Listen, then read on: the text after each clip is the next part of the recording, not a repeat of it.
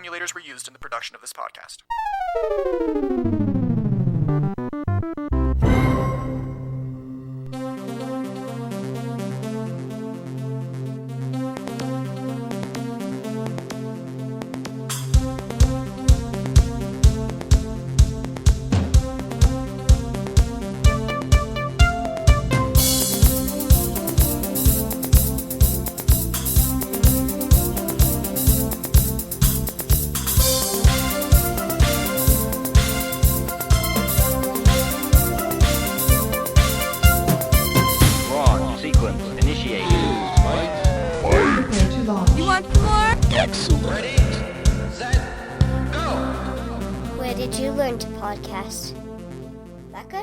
That's awesome, sweetie. Thank you. This is the Atari Jaguar Game by Game podcast. I am Shinto, your host for this episode, and I'm feeling pretty good tonight as I sit down to record. I'm in a good mood, and I'll tell you why. There are two reasons, actually. First, the last several weeks have been stressful and depressing for my family, and it feels good to be back behind the microphone doing this show. And second, for this episode, we will be covering a Jaguar homebrew title. Let that kind of sink in for a second. We may take for granted homebrew development, people making new games for old systems long past the console's sell-by date, but I think it's a remarkable thing. There's no money to be made in console homebrew games, not really. You've got a limited potential market, no shelf space, of course, be that brick-and-mortar stores or major online retailers, your Amazons and so forth. And especially for cartridge-based games, the manufacture cost is high, so you limit your potential market even more just to break even in hard costs. To say nothing about paying yourself anything approaching a fair rate for all the time invested. So, no, you don't go into homebrew development to make money. You do it perhaps for the challenge, the novelty, or the love of the platform. Or maybe all three. Maybe other reasons too. I can't speak for everyone. I'm just kind of making this up as I go. But the Jaguar especially, well, you've got the challenge, you've got the novelty, yeah, but what about the love? The Jaguar did not sell well. It's pretty universally derided today in modern pop culture on YouTube and elsewhere. So I think that makes it even more remarkable that the Jaguar homebrew scene not only exists, but is growing, maybe even thriving, due to the diligent work of talented individuals, many of whom I'll mention in this episode. Before launching the Atari Jaguar Game by Game podcast, I needed to come up with an episode numbering scheme, and the nomenclature I adopted is to have, of course, a 2-digit number for regular commercial game releases, which is definitely the focus of this podcast, but also separate series for episodes which fall outside the normal game-by-game timeline. Episodes covering homebrew games, in no particular order, are prefixed with the letter H. Interview-only episodes will be prefixed with an I, if I ever get past the social anxiety to set some of those up. Special episodes, like my Christmas special in 2015, those are prefixed with the letter S. These can be anything unrelated to a specific Jaguar game. Each of these different series, homebrew, interviews, specials, they start at 1 and count up from there. So this is episode H01, the first homebrew game I'll be covering, and here we will be talking about Rebooteroids.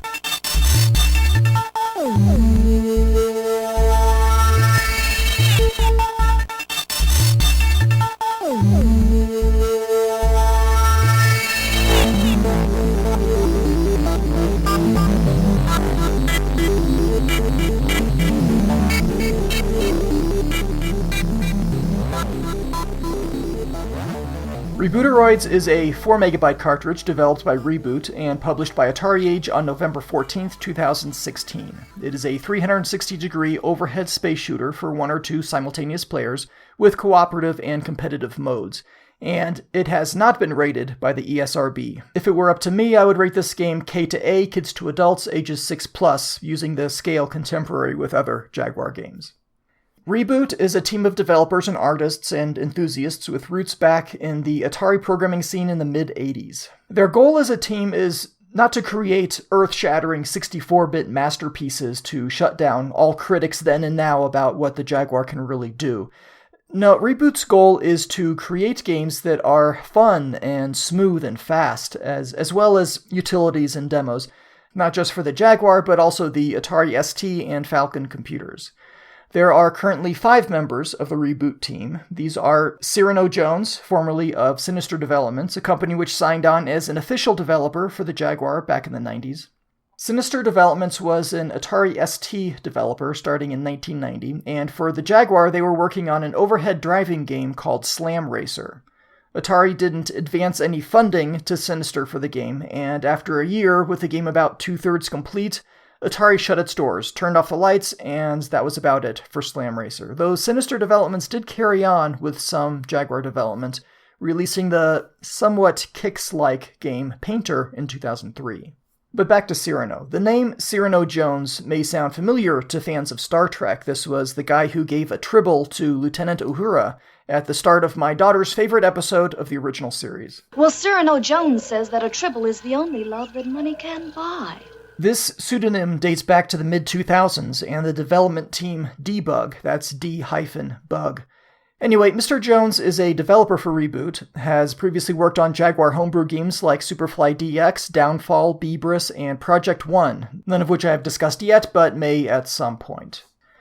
Joining him, we have GGN, another developer who specializes more in tools and utilities and demos. He's a longtime Atari ST developer, and in terms of Jaguar homebrews, also had a hand in the titles that I just listed. Neo is an artist and programmer who likes hacking Doom. Remo Williams is the enabler, also does vector art and testing. And finally Sauron, who lists propaganda as his specialty. Edit. Seamus, I forgot Seamus. He isn't currently listed on the Reboot Facebook page, but was listed in the old Reboot website, which I can see on archive.org and which you can find in the show notes. He also appears in the Rebooteroids manual and credit screen, so definitely worth a mention here. Seamus was the main contributor for Reboot's macro assembler and linker programs, RMAC and RLN, respectively. He's also, from what I can tell, the driving force behind the Virtual Jaguar emulator. I don't talk about Virtual Jaguar much in general, but it does actually come up later in this episode, so listen on. End of edit.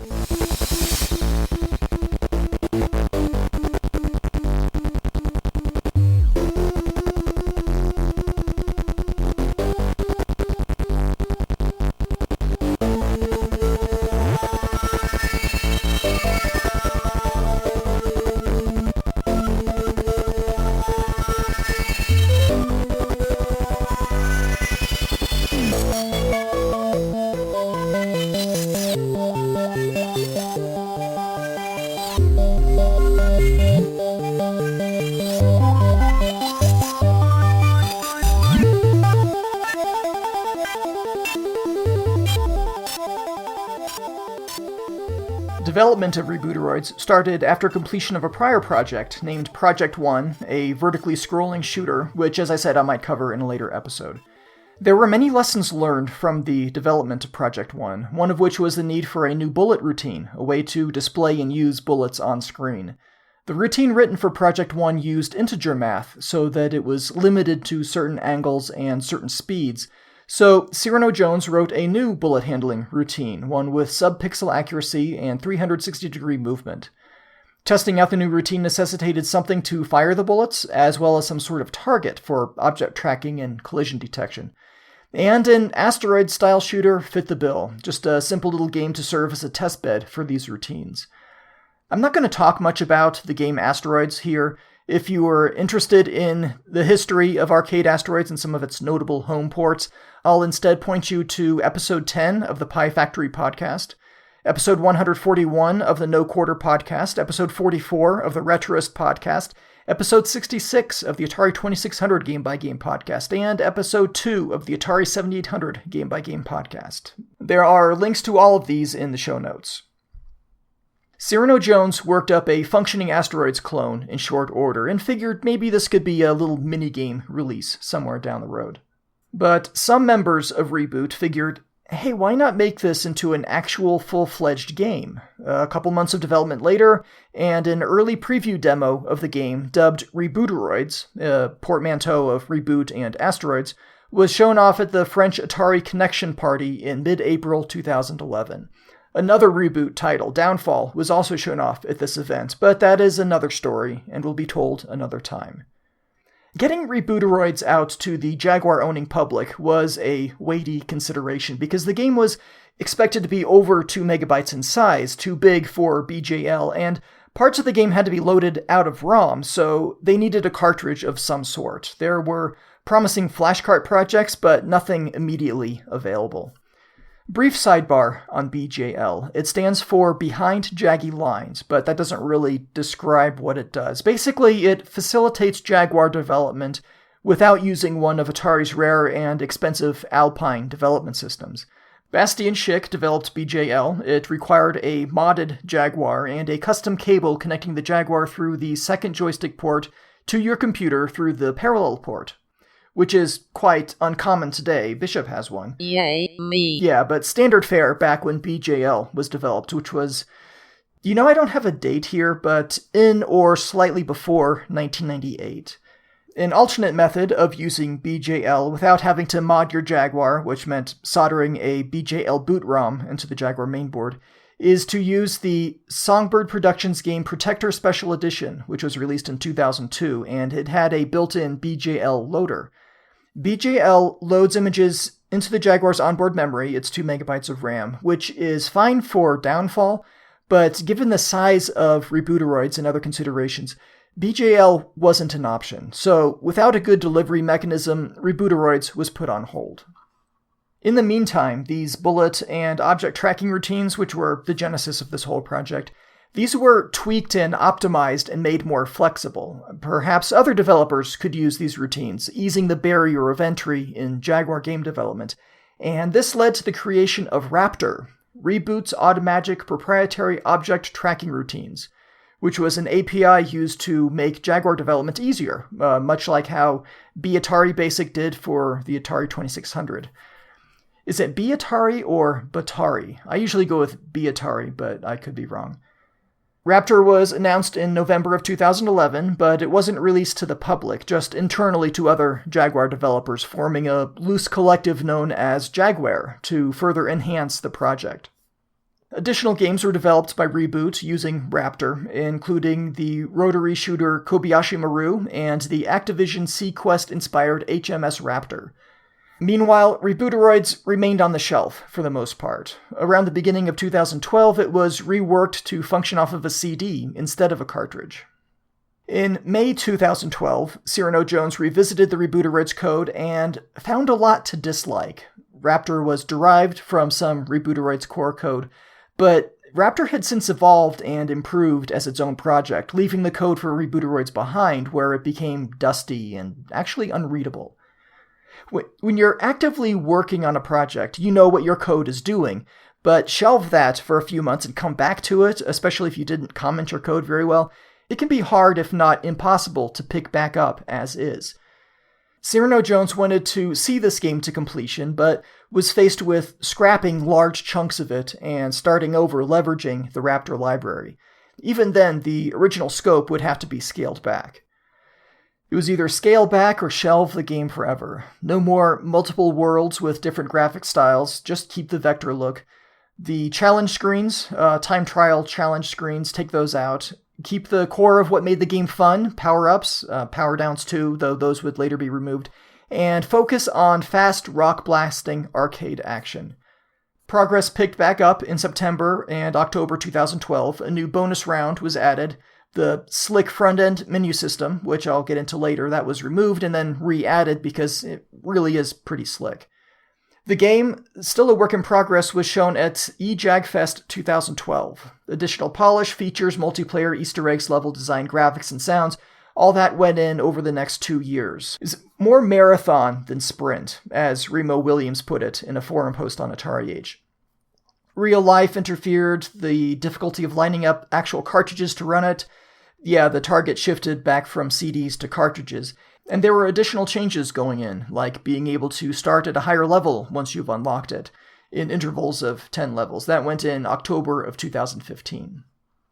March 28th, 2016, Rebooteroids entered a public testing phase, where users could download an early build if they had the ability to run it, and there was even a level editor released. The game at this point had 90 single-player and 10 multiplayer levels. There was still a little ROM space left for a few more, so this was opened up to the AtariAge community.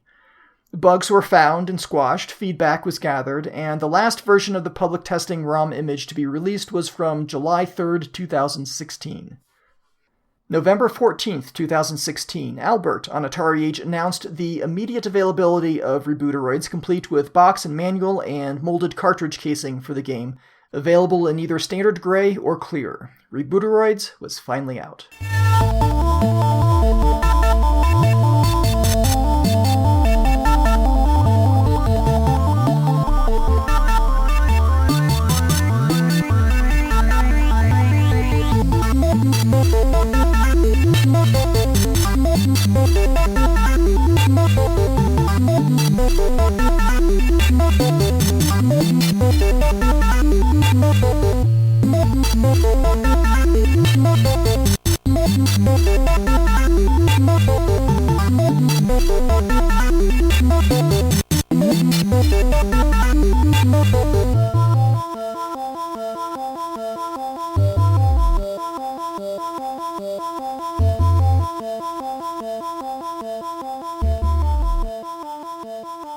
You are the brave pilot of the experimental hyperspace vessel EWS, but your sleek, arrowhead-shaped spacecraft has malfunctioned. Bad for you, but good for us, because it wouldn't be much of a game if everything just worked. Instead, you are stranded in a sea of deadly, spinning death. You take stock of what you have, your thrusters are 100%, the ship is highly maneuverable. Likewise, your weapon systems are fully functional. The EWS is equipped with a rapid-fire cannon, and your hyperspace drive, well, it's severely damaged. Your navigation lock is fried, but you can still make short hyperspace jumps, randomly, without navlock. But that could come in handy, if only as a last resort. Other than that, the only thing saving you from certain destruction is your skill, your nerves, and your Jaguar-like reflexes. See what I did there? But there's more out here in the black, more than just you and spinning jagged rocks. There are weapon packs left here by previous travelers to this region of space. That's pretty thoughtful. And something else, other spacecraft, objects which are unidentified and flying, and appear to want you literally out of the picture. As an aside, the name of the ship, EWS, is an homage to Ernie William Staveley, Cyrano Jones's father, who passed away in 2013, and to whom the game is dedicated.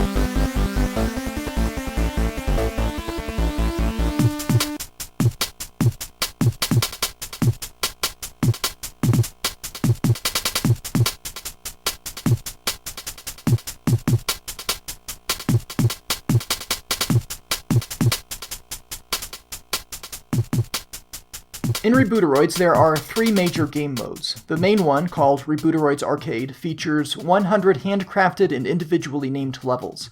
The second major game mode is called Skirmish, and features random levels of increasing difficulty, much like the original Asteroids game. And third, there's Combateroids, another portmanteau, this one containing combat with a K, as in Mortal Kombat.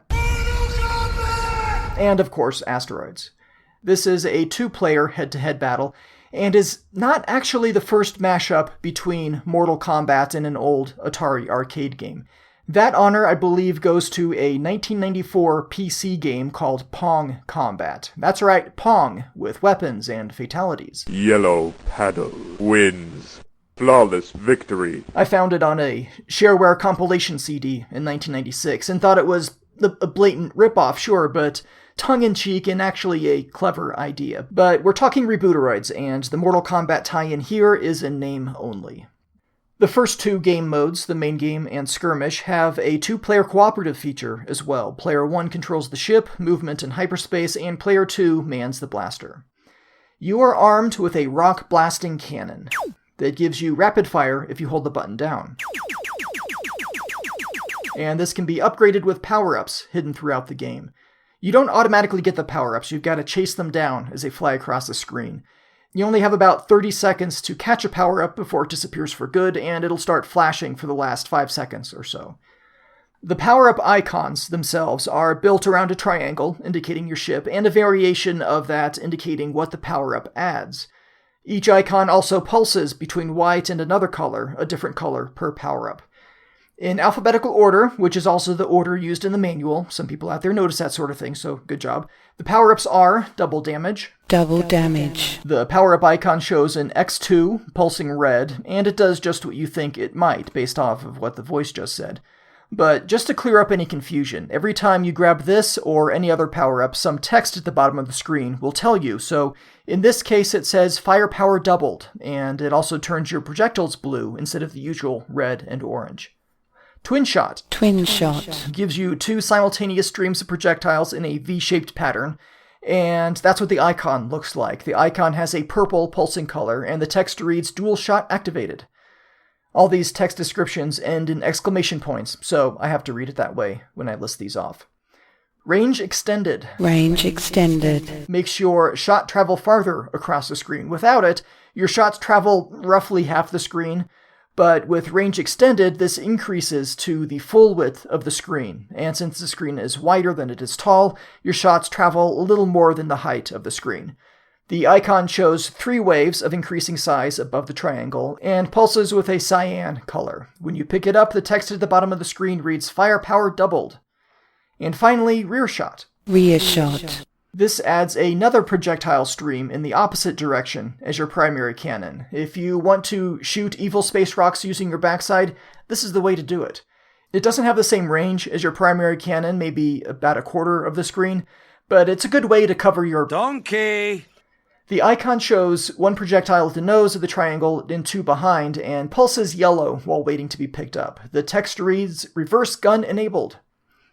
All these power-ups expire with use and when you die, but I haven't been able to figure out exactly when they run out. It may be a combination of time-based and usage-based, but in all likelihood you'll either die or end the level before they expire.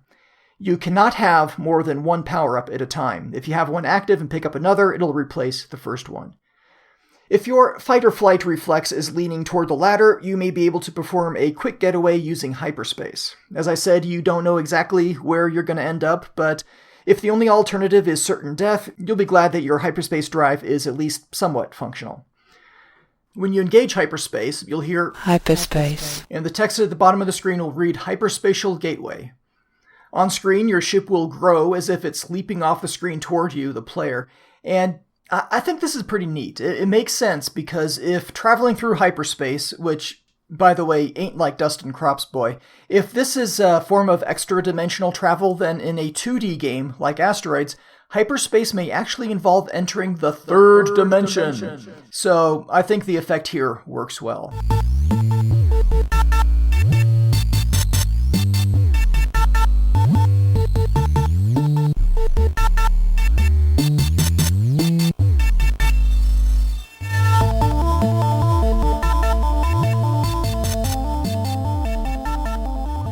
Since this is an arcade-style game, there is more emphasis placed on high scores than simply surviving to the end, and there are a couple big score-amplifying elements here.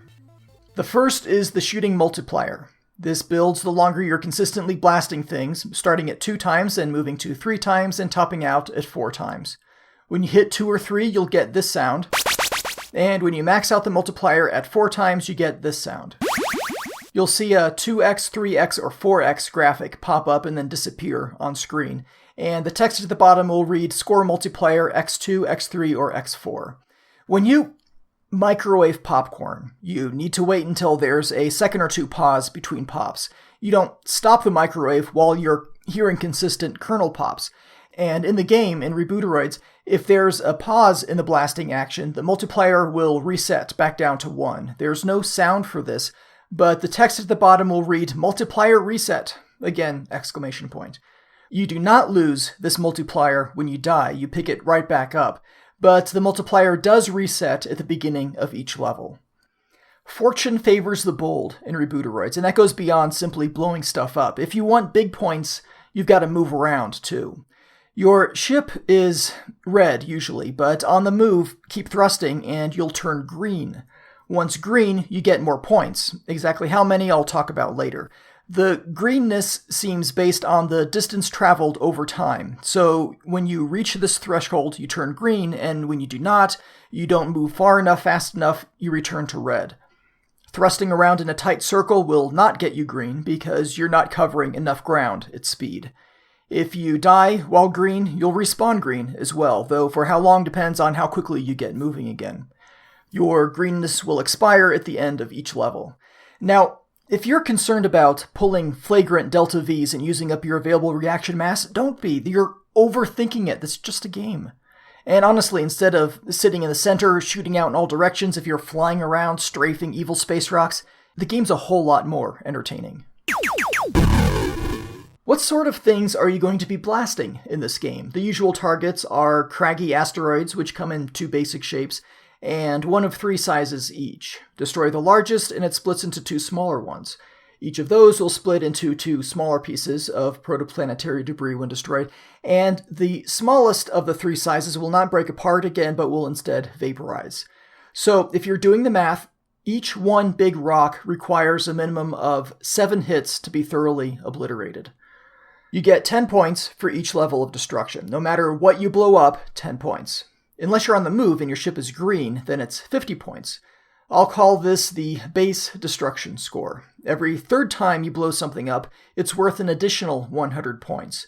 So shoot 2 rocks, get your base destruction score for these, and the third is worth an extra 100. This is actually the number that the score multiplier affects. It affects this every third thing bonus, not the base destruction score, which is either 10 points or 50 points, depending on how much you're moving. When you get these extra points, I guess we'll call it the every third thing bonus, the number explodes out in a set of color cycling pixels, somewhat similar to the pixel shatter effect in Tempest 2000. Here's where it gets big. Your movement multiplier also affects your shooting multiplier. The base destruction score is multiplied by 5 when you're green, and so is your shooting multiplier. So when you're at 2x and you're green, this every third thing bonus is effectively 10 times. So not 100 points, but 1,000. 3x multiplier becomes effectively 15 times, and the 4x multiplier 20 times. As a wise frog once said, it's not easy being green, but man does it help you rack up the points. He might not have mentioned that second part, I don't quite remember. The asteroids are shown as glowing vector-like outlines, with cycling colors at different rates, rotating at different speeds and in different directions. Well, I guess one of 2 different directions, obviously. Soon, though, you'll encounter something else, 6-pointed stars, which have color cycling outlines like the asteroids, but have an inky black interior instead of transparent. These 2 will split apart when shot, 1 big to 2 medium, each medium to 2 small. Eventually, you'll find asteroids or stars, we'll just call all these objects roids from now on, that take multiple hits to break apart, not just 1 hit. So in that case, you don't get any points for the hit, just the split. Yeah, it's kind of catchy. And then there are the UFOs. When one appears on screen, you'll hear UFO detected. So keep an eye out for a silver saucer with a blue shimmering glow about it and a yellow light repeatedly moving through a dark equatorial band. They're not just a collision hazard, which will lazily follow you, but they'll also shoot at you, 1 round at a time. Their small, yellow, pointy projectiles have a greater range than your own weapon, wrapping all the way around the screen twice. When a UFO fires, you'll hear Warning. and see a spinning 4-pointed yellow thing flying rapidly across the screen. The UFO projectile will not destroy other roids, and neither do these other objects affect the UFO itself. They'll pass right through. So the obvious way to get rid of a UFO is to shoot it. Text at the bottom of the screen will read UFO terminated, and you'll get 400 points for the UFO. But wait, there's more. Add in your base destruction score, 10 or 50 points, plus the every third thing bonus applies here too, and that starts at 200 points. If you have a 2x, 3x, or 4x multiplayer going, things can get big. Let's do the math. This is a Jaguar podcast after all. Let's say you're on the move, your ship is green, you're at a 2x multiplayer, you've just destroyed 2 rocks without the every third thing bonus numbers exploding out, and then you shoot a UFO. That's 400 points for the saucer, plus 50 points enhanced base destruction score. Then you get the every third bonus with a 2x multiplier, and that's going to be an additional 400 points, 200 points times 2. Or at least it would be if you weren't green, but you are, so the effective multiplier is not 2 times, it's 10 times. So it's not an extra 400 points, it's 2,000. Adding it all up, 2,250 points, all this for one UFO.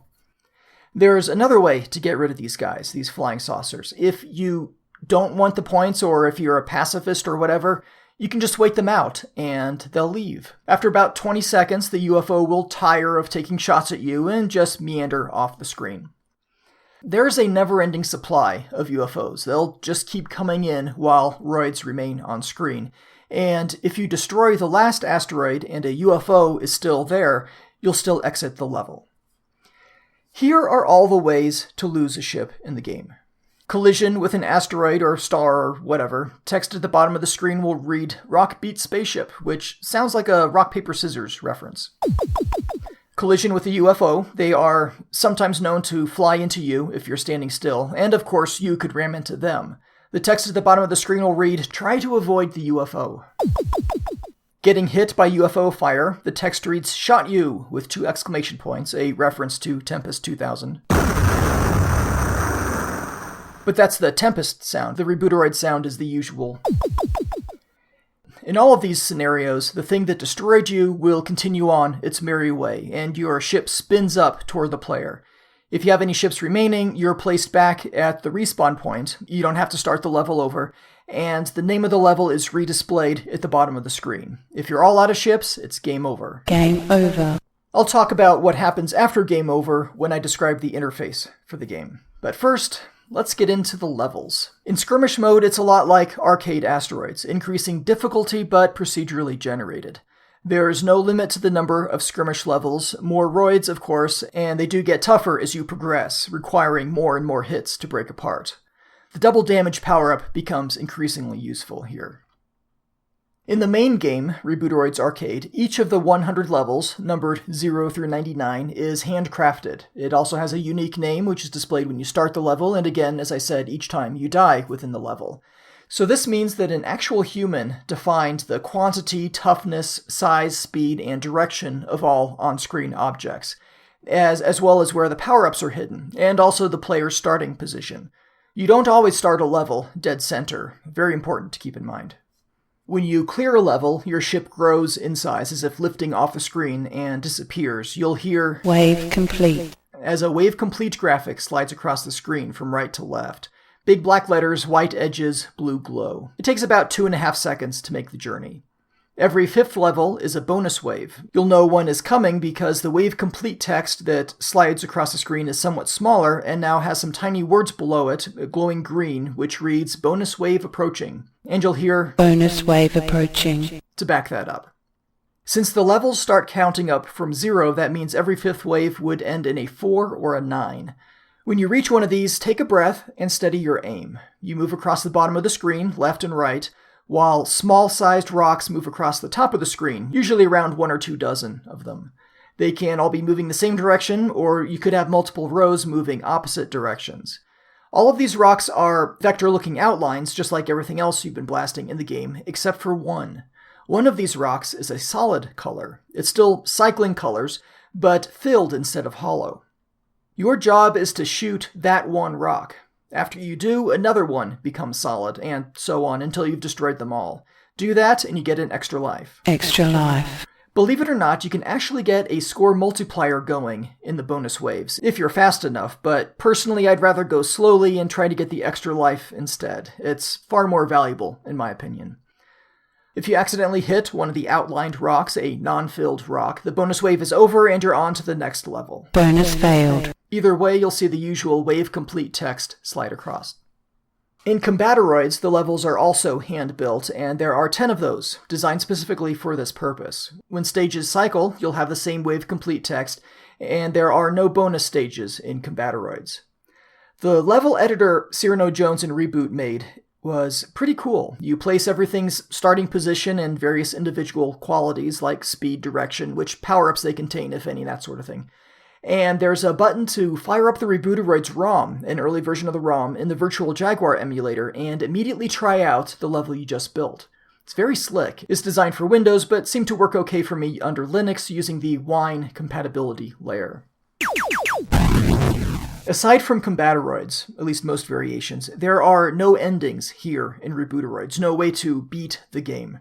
Skirmish will increase in difficulty until it beats you, and if you finish level 99 in Rebooteroids Arcade, it wraps back to 0-0. Not that I've been able to confirm this personally, but I have it on good authority that that's what happens.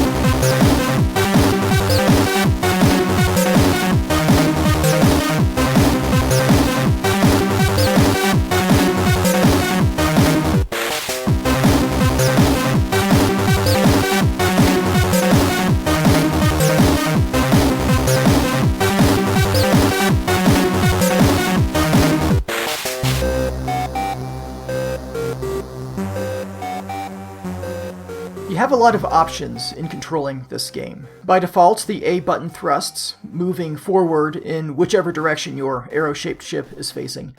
The B button fires, hold it down for auto-fire, and the C button is hyperspace.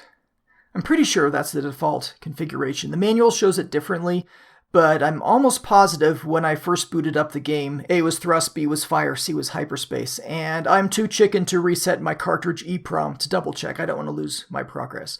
Still, whether that's the default or not, you can change these button assignments any way you want. The option button is not used in the game, and the pause button will pause the game in progress. When you push it, you hear Pause. And the action will stop, but the music will continue, and any text message currently displayed will eventually slide off the screen. Unlike other Jaguar games, you cannot adjust volume levels while paused. However, when you unpause, you get this. 3, 2, 1. That's right, a countdown before play resumes, which is awesome. The number pad is not used in Rebooteroids except for star and pound held together to reset the game.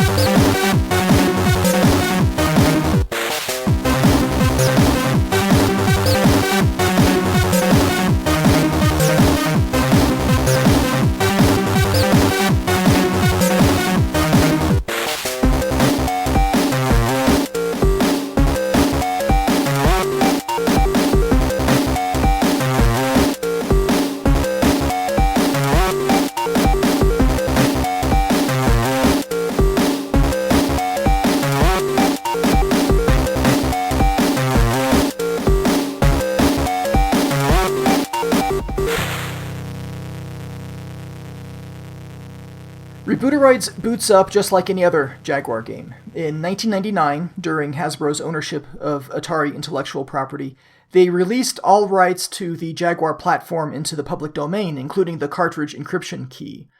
This enabled homebrew developers to create actual cartridges that run on a stock Jaguar console, just like any other game. So, plug in Rebooteroids and turn on the Jaguar, and after the normal boot sequence I described in Episode 1, or the CD boot sequence I'll talk about in Episode 33, you'll get an AtariAge animation. This is silent, but smoothly animated. It's very busy, so I'll see if I can describe what's going on. The AtariAge logo, it's a light blue circle with a white ring within it and 2 white chevrons within that. In the boot animation in the game, you start with a black background, white and blue rings fly in, nesting inside each other on the left side of the screen.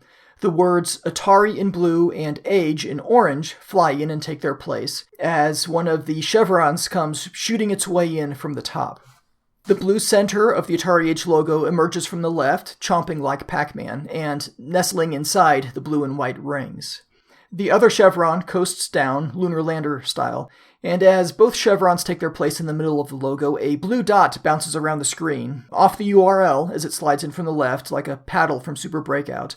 The dot bounces into position above the I in Atari, and we're done. Whew.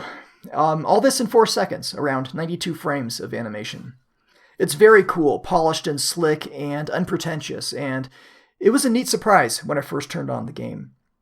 The AtariAge logo fades out about a second later, and we get the title screen. This has the Rebooteroids logo scaling in top center. As it reaches full size, the word "Buy" appears below it, and it's the Reboot logo's turn to scale in. The Reboot name is in all capital letters, stylized with a backwards B. Well, I guess the O's and the T could be backwards too, why not? It's made of large pixels with a bunch of little pixels scattered around it. Now, the Rebooteroids logo, the first 3 letters, R-E and backwards B, look like the Reboot logo. The O-O-T in Rebooteroids is also pixelated but lowercase, and the rest of the word, E-R-O-I-D-S, it looks a whole lot like Atari's branding typography, a font which my copy of the Art of Atari book says is based off a version of a typeface named Harry. The logo text is all in glowy letter outlines and looks great.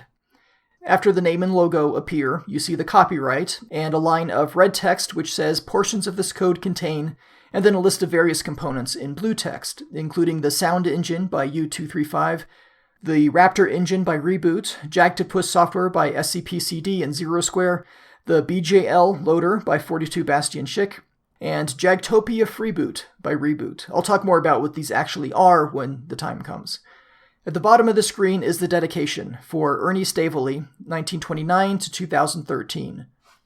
Neither of these 2 intro screens can be skipped, and like the AtariAge animation, the title and copyright screen is silent, so at this point you might be reaching for your TV's volume control, but hold off on that, because after about 5 seconds you get the main menu, and this one does have background music. See? Told you. This is the main menu. The main menu interface was dubbed the BMX interface. BMX doesn't really stand for anything, it's kind of a play on the XMB or cross-media bar interface used on the Sony PlayStation 3 and PSP, but the name BMX was more like a typo that stuck. How it works is there's a horizontal row of icons. I guess that's redundant, horizontal row. Anyway, these icons indicate different categories. Left and right scrolls through this horizontal list, or that could be pans through, because scrolling indicates vertical movement. Either way, left and right to select different categories, and then up or down to select items within those categories. It's easy and efficient and discoverable. Everything is right there. You see 3 categories on the screen at one time. Well, one is centered, and you see the edges of the 2 categories to the left and right. You know they're there, but you don't see the whole thing. The category icons are glowing pink outlines of objects, with the category name in red uppercase letters. When a category is in the center of the screen, consider it selected, and you see a vertically scrolling, again that might be redundant, a vertical list of options for that category in blue letters. The selected option is a brighter blue, and you move the D-pad up or down to move between those. Rotary controls, I'll get to that in a bit. The blue-lettered options can appear above or below the icon in the middle, but they'll all start out below when you first turn on the game, and remember where you left off when you change categories, and also I believe when you return to the main menu after a game. The categories are, from left to right, Options, High Scores, Arcade, Utilities, and Info. The main menu always defaults to Center, which is Arcade, to get you playing as quickly as possible. In the background, you have a starfield, flying through the stars like Star Raiders or an old Windows 3.1 screensaver, but this one is densely packed with a lot of shading variation. The center of the starfield shifts as you move across the BMX menu categories. Move to the left, the center of the starfield shifts to the right. It's centered when the arcade category is selected. Across the top of the screen, top center, you have some blue text, which changes every 8 seconds or so.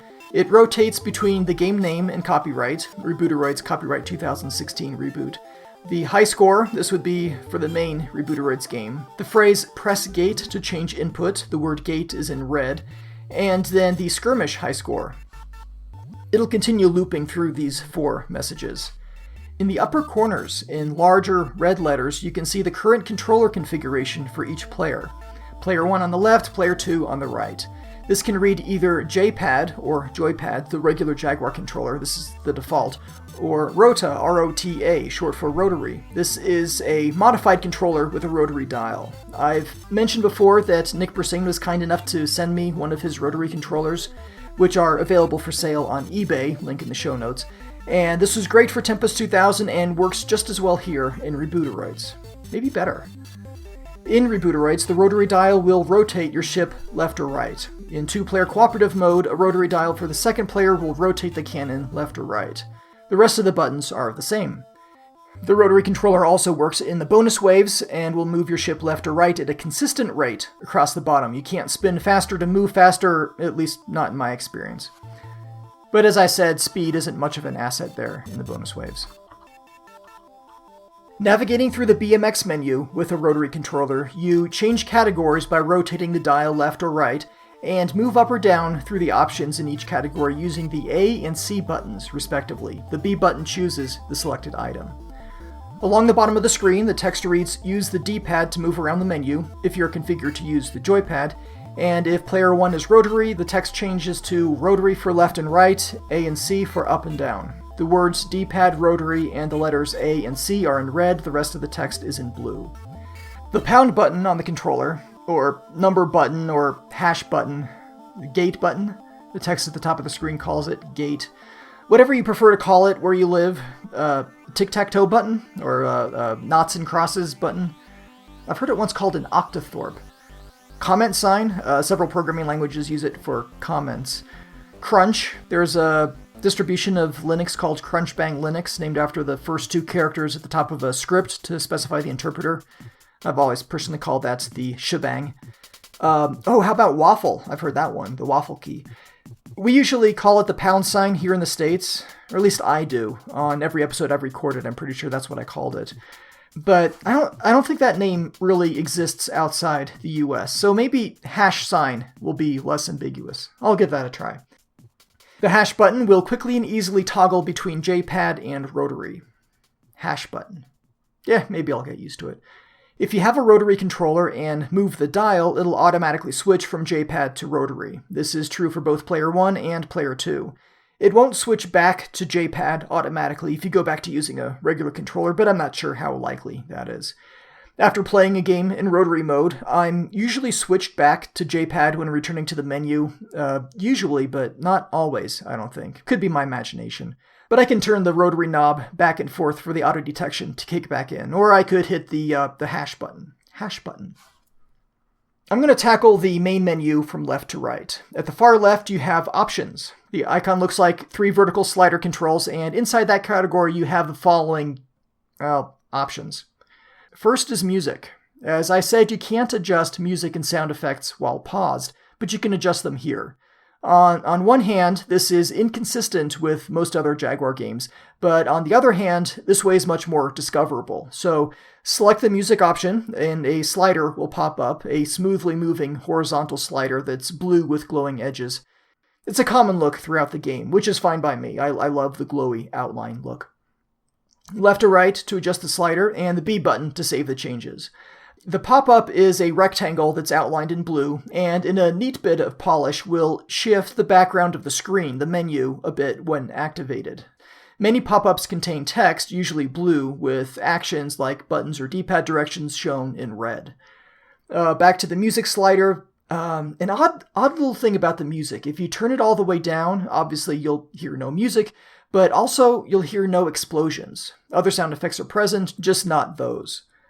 Below the music option is a similar one for sound effects, same type of slider. If you turn it all the way down and the music up, you also don't get to hear explosions. So if you want to hear yourself blow something up, it's best to have a mix of both music and sound effects. Other options in the menu include Control PL1. This maps Player 1's buttons on the controller. There are 6 numbered options, 1 through 6, covering all possible combinations of which action goes where, shoot, thrust, and hyperspace. The default is option 2, A thrust, B shoot, C hyperspace. You cycle between these using the C button, and accept your choice with the B button. I know that because it says so, right there at the bottom of the pop-up menu.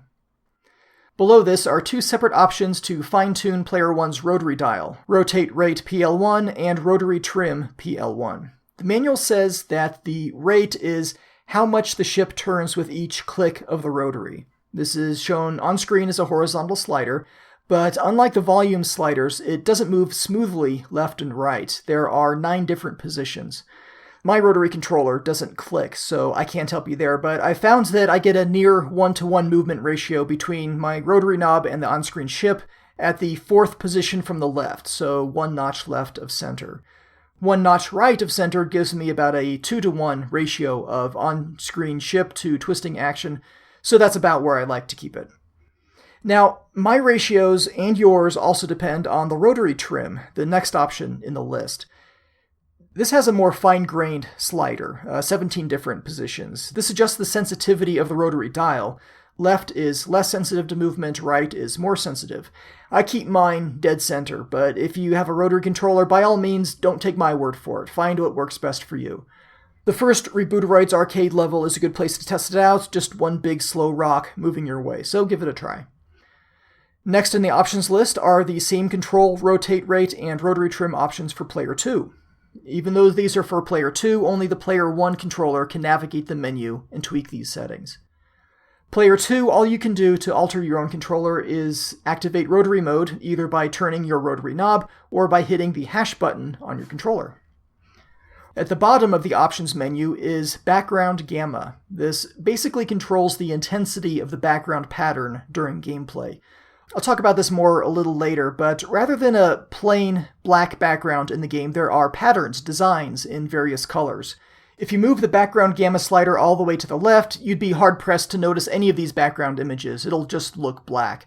As you move the slider to the right, these backgrounds, which usually contain distorted geometric forms, these backgrounds become brighter, less black, more color and shapes. There are 17 different gamma levels to choose from, and you should choose what you like based off of both your TV and your individual preference. That's it for the options category. All these options are saved when you exit the menu, not immediately after you change an option. The next category from the left, we have high scores. The icon looks like a star-shaped medal, the kind Wreck-It Ralph would like to have. I'm gonna win a medal. Oh, I am gonna win a medal. The shiniest medal this place has ever seen. A medal that will be so good that it will make Felix's medals wet their pants. There are separate high score tables for each game mode, Rebooteroids and Skirmish, single player and co-op, so 4 tables altogether. You can choose one from the list, and when you do, you get the high score music.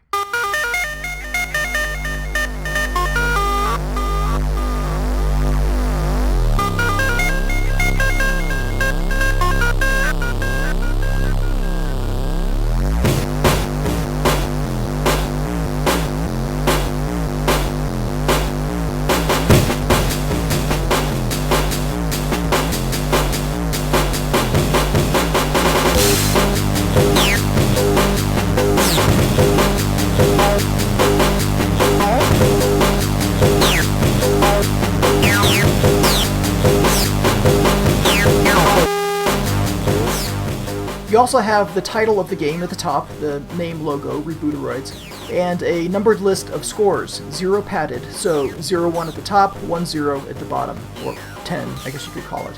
Name on the left, score on the right. All of the scores are in blue except for the top score, and that's in red. In the background you have stars flying around, random directions, speed, and color cycling rates. Around 18 of them at a time, give or take. The high scores are initially populated with scores ranging from 10,000 to 100,000, with EWS on top, followed by developers and contributors like Cyrano J, GGN, Zero Square, Link0235, that's an O, not a 0, 505, that's a 0, not an O, MSG, SCP-CD, AtariAge, and Yak2000. It's a nice range of scores for you to work your way up. Once you're done checking out the high scores, hit a button to go back to the main menu.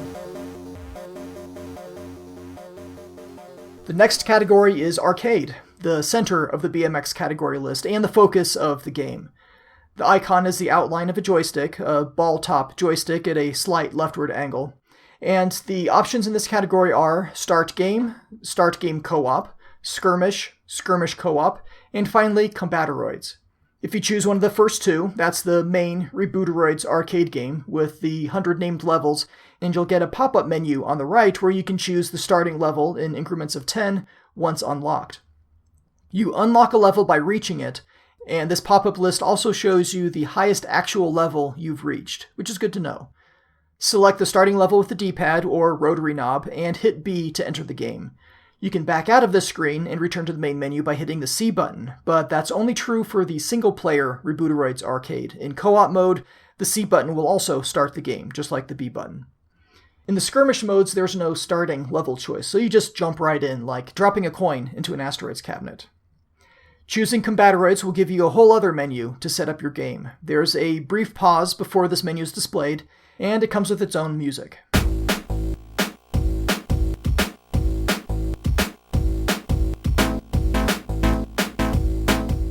This menu takes up the full screen, has a thin blue border, option names are in blue, and option values are in red. You have a star field in the background again, but this one moves around in a counterclockwise oval. There are some instructions here at the top of the screen. It says press up or down to move and B to change values. If player 1 is using the rotary controller, the text changes to press buttons A and C to move and B to change values. So the rotary knob does nothing here on this screen. At the bottom of the screen it says press star and hash to exit. There you go, hash. Both words star and hash are spelled out rather than showing the actual symbols on the Jaguar keypad. This doesn't reset the game back to the title screens, but actually just takes you back to the main menu.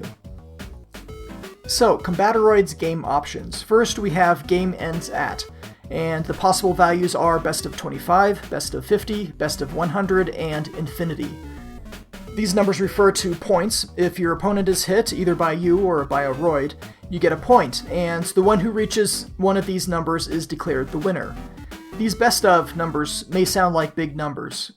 Well, infinity is still pretty big, but in actual gameplay, it seems to go pretty fast. You won't actually see the score counter reach this number, but the game does in fact end when the player racks up their 25th point, or the 50th or 100th. I didn't test the infinitieth point. I'm kind of late getting this episode out as it is. The next option is the starting map, and you have 10 map names to choose from. This predictably is the first map you play when you start the Combateroids game. You change maps either when you clear all the roids in a level or when the timer expires. Which map you go to next is controlled by the next option, Map Change, which can be next in sequence, random map, or single map. Maybe you really like the Combateroids map named A View to a Kill. Maybe it reminds you of playing Outlaw on the Atari 2600 against your older brother, squaring off against a moving vertical wall in the center. I'm speaking hypothetically, of course. In that case, you can stick with a single map and it'll reset based on the round time. Speaking of which, round time is the next option in the Combateroids menu. It can be 30 seconds, 45 seconds, 60 seconds, or 90 seconds. The last option in the menu is respawn position, which can be either start location or death location. When one of you is hit, either shot by the other player or smacked by a space rock, this controls what happens next. If it's set to start location, both of you will reset to the original starting location when the round began. Both of you. If you set this to death location, you don't reset at all. But you can both stay in the exact same place and keep shooting at each other and hope that one of you gets the final shot first, which also reminds me of playing Outlaw on the Atari 2600 against my older brother. At the bottom of the Rebooteroids menu, it says Begin the Game in flashing red and green letters. There's some nuance here in Rebooteroids that I feel I should point out. There's no hyperspace, you don't change color at speed, and there are no power-ups. When you're hit, there's an explosion around your ship, but it's not like the death animation in the other game modes, so it might not be blatantly obvious that you've been hit, especially when respawn position is set to death location. Getting back to the main menu now, there are some utilities built into the cartridge. The icon for utilities looks like an open-end wrench, or open-ended spanner, it's called outside the United States. The options in the category include Jagtopia, which is a utility for loading unencrypted CDs. So, long story short, I'll likely get into this deeper when I cover the CD add-on. Commercial CDs for the Jaguar were encrypted to prevent other companies from making their own games and putting them on CD and having them just work without having to go through Atari. I mentioned that Hasbro released the encryption key in 1999, but that was just for cartridges. The key for CDs was thought to be lost forever. But in November of 2003, to commemorate the 10th anniversary of the Jaguar's launch, famed Atari historian Kurt Vendel announced that the CD encryption files were located, and he released them to the community. Word is that a man named Glenn Bruner knew what to look for. He knew the floppy disk would have the name Dave on it. And sure enough, Vendel was able to find such a disk and release the contents. But before then, Jaguar CDs were unencrypted, and in order to load them, you needed a special bit of code, a CD bypass, which could be found on some game cartridges. Protector SE, Battlesphere Gold, B&C Computer Visions released a special cartridge that was nothing but a CD bypass. And that's basically what Jagtopia is. Jagtopia was released around 2010 in one of two methods. Either a small binary that could be loaded up into a BJL modified Jaguar or a skunk board. I talked a bit about BJL earlier in this episode, so skunk board, very briefly, is basically a cartridge loaded with flash memory and a USB port. So you plug it into your Jaguar and the USB cable into your computer and upload Jaguar executables to run. I know that's a very simplistic explanation, but I'm trying to describe Jagtopia here and didn't want to get too far off track. Jagtopia was also released as an encrypted CD, so you boot off of that and then swap in your unencrypted CD that you want to run. So when you select Jagtopia from the Rebooteroids Utilities menu, the first thing you'll see is a pop-up dialog saying Jagtopia Free Boot, version 1.1, press A for Jagtopia, press B to abort. If you press A, presumably you have a working Jaguar CD unit plugged into your Jaguar and an unencrypted CD that you want to run. Hitting A will bring up a large graphic, a pre-rendered image with vertical bands of purple, blue, and green, and the words Jagtopia Reboot. At this time, you can plop in your unencrypted CD, and it'll automatically load up. I tested this out with my copy of the Game Film demo, American Hero. Game Film was... Here I'm getting off topic again. Game Film was kind of an interactive video. At various points in the movie, you're interrupted with choices on how to continue.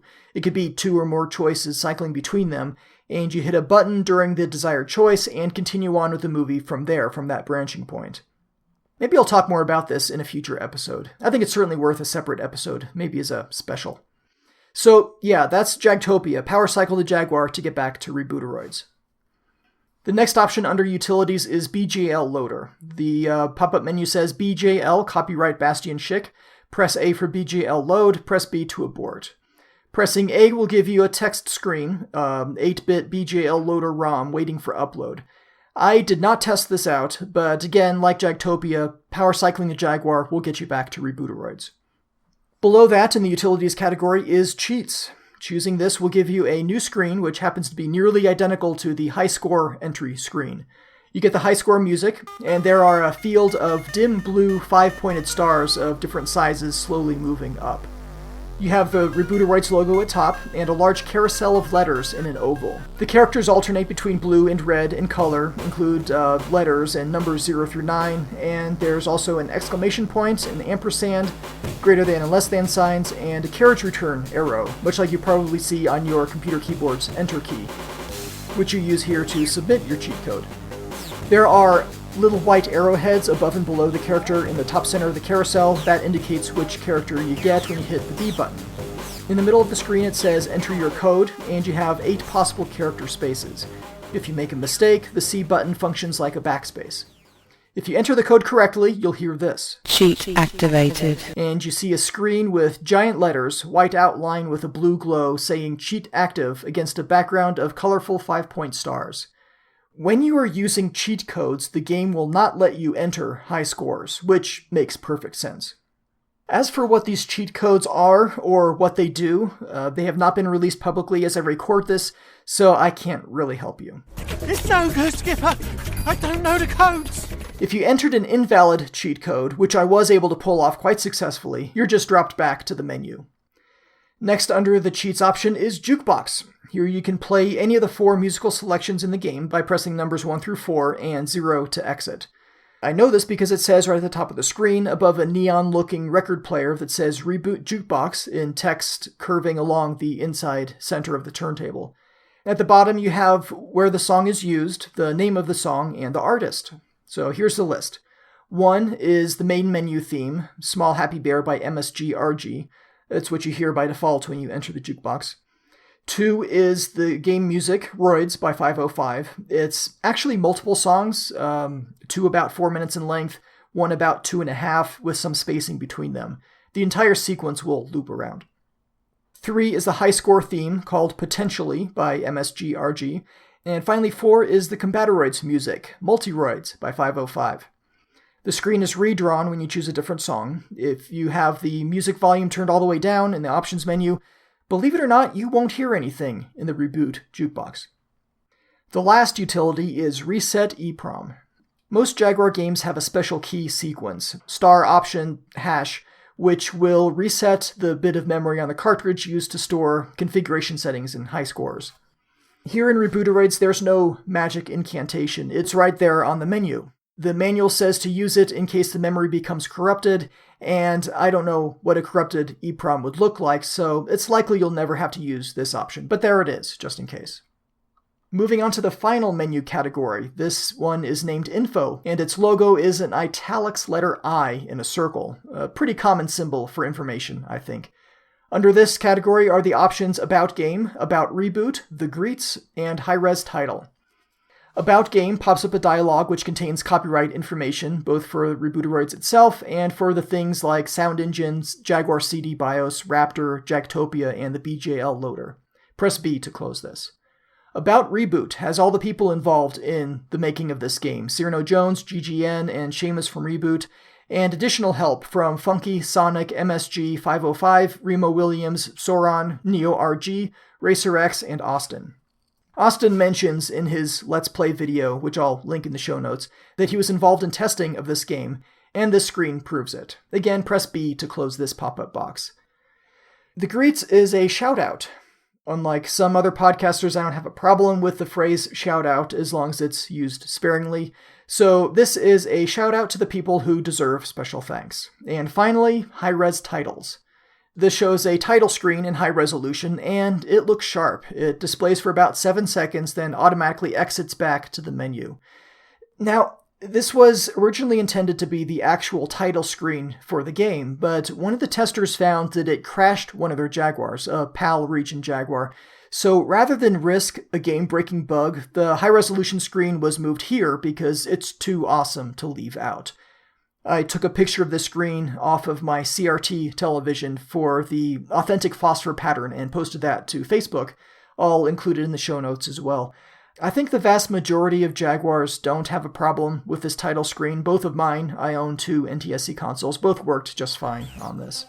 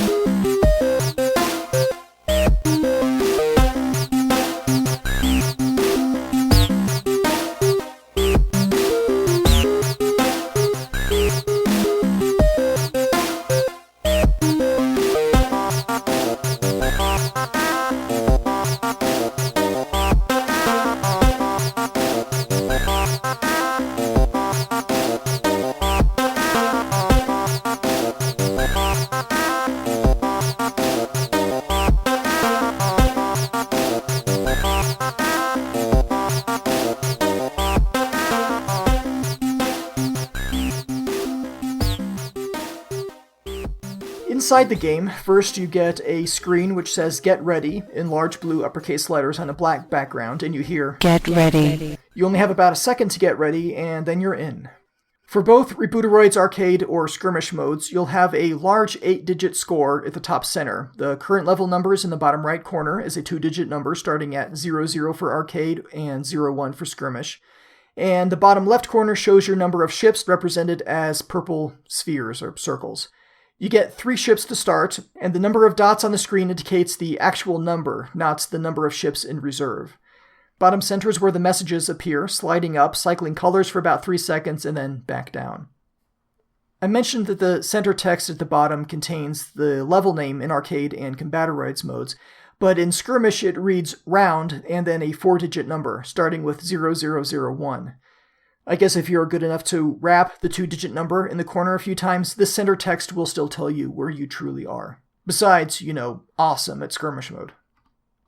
When you start a level, or resume a level after losing a ship, you may first appear as a yellow square, kind of a pulsating square rapidly expanding to a point, then starting over.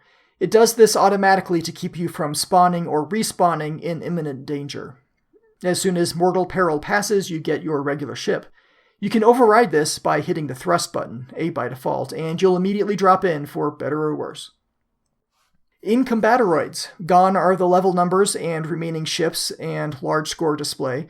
Instead, you have 2 smaller score displays at the top, in the left corner for player 1 and the right corner for player 2.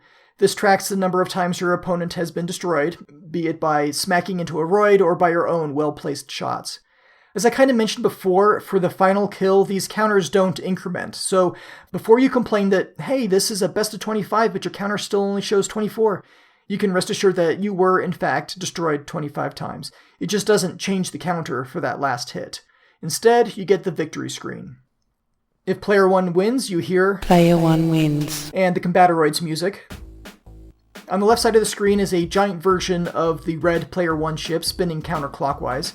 To the right, centered horizontally, are large red letters reading Combat is over in all caps, and in smaller letters, Player 1 is victorious. If you're well-versed in the Jaguar's game library, this text might remind you of Ultra Vortek, where the announcer says things like, Red Block is victorious. But that wasn't actually the motivation for this text here. It's actually just a coincidence. Still, whenever I read this text, I hear the Ultra Vortek announcer in my head. The screen is very similar for Player 2, except it's Player 2's giant yellow ship rotating counterclockwise. The text remains red, though, and the voice appropriately says, Player 2 wins. In the other game modes, if you get a high score enough to merit entry in the game's built-in high score table, first you get the high score music, and then the high score entry screen, which is identical to the one I described earlier for cheat codes, except it has the text Enter Your Name inside the carousel. You get 8 letters to work with, left or right on the D-pad, B to select, C to erase, and the carriage return symbol in the carousel will accept the name and save it to cartridge. After that, something very interesting. You get a QR code. QR stands for Quick Response. It's a matrix-style 2-dimensional barcode that's become pretty common. Smartphones have a number of QR readers available, and scanning this code will submit your high score to the live Rebooteroids high score tables on the Reboot website at reboot.atari.org, including the name you just entered on the high score screen. Pretty slick, huh? Only it didn't work for me. I tried a couple different reader apps on a couple different devices, and couldn't get it to scan the code successfully. After additional testing, I found that not all QR code scanners are created equal. I tested out 4 apps from the Android App Store. 2 worked, 2 did not, so I'll include the links to the working ones in the show notes. iOS, I don't know, I don't have any Apple devices. You can scale the QR code, make it bigger or smaller using the A and C buttons. If you're not able to get a scanner app to work, or if you don't have a smartphone or tablet to scan it, there's a code at the bottom of the screen, 12 characters, I think, which you can enter manually on the Reboot website to record your high score. It's a really cool feature, and the Reboot webpage lists the top 50 scores in each of the 4 categories, along with the date in proper ISO 8601 format, thank you very much. And in addition to the all-time high score list, you can also narrow it down by the current week or the current month. Well done, well done. I usually have high scores later in my podcast episode outline, but I'll go ahead and mention them here because it's in context. These are as of my recording on May 18th, 2017. Rebooteroids Arcade Single Player Litoskin, or Litoskin, on March 18th, 2017, high score of 273,690. Rebooteroids Arcade Co-op Gex holds this, set January 7th, 222,610 points. Skirmish Single Player is held by Vez, set May 1st, 264,900 points. And Skirmish Co-op is also Gex, set January 22nd, 147,810 points. My own high scores are pretty lame, 48,900 in Rebooteroids Arcade. I obviously need to play this game more, and there's incentive to do so. There have been 2 monthly high score competitions so far as I record this, one for April and one for May of 2017. AtariAge user Machine has designed and created rectangular high score patches and is awarding them to the winners of these monthly contests. The patches have the Rebooteroids logo across the top, several asteroids of different sizes and colors, with a blue triangle ship shooting one of them. High score is written in the bottom left corner in white with kind of a reflection underneath it. It looks fantastic, and, even though I had absolutely nothing to do with the development and release of Rebooteroids, it's heartwarming to see such community support around the game.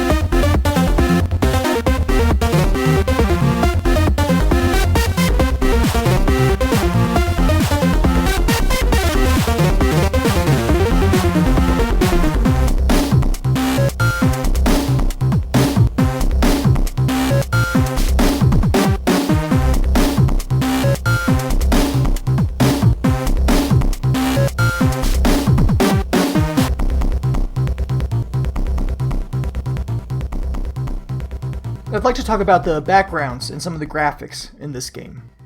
So I will.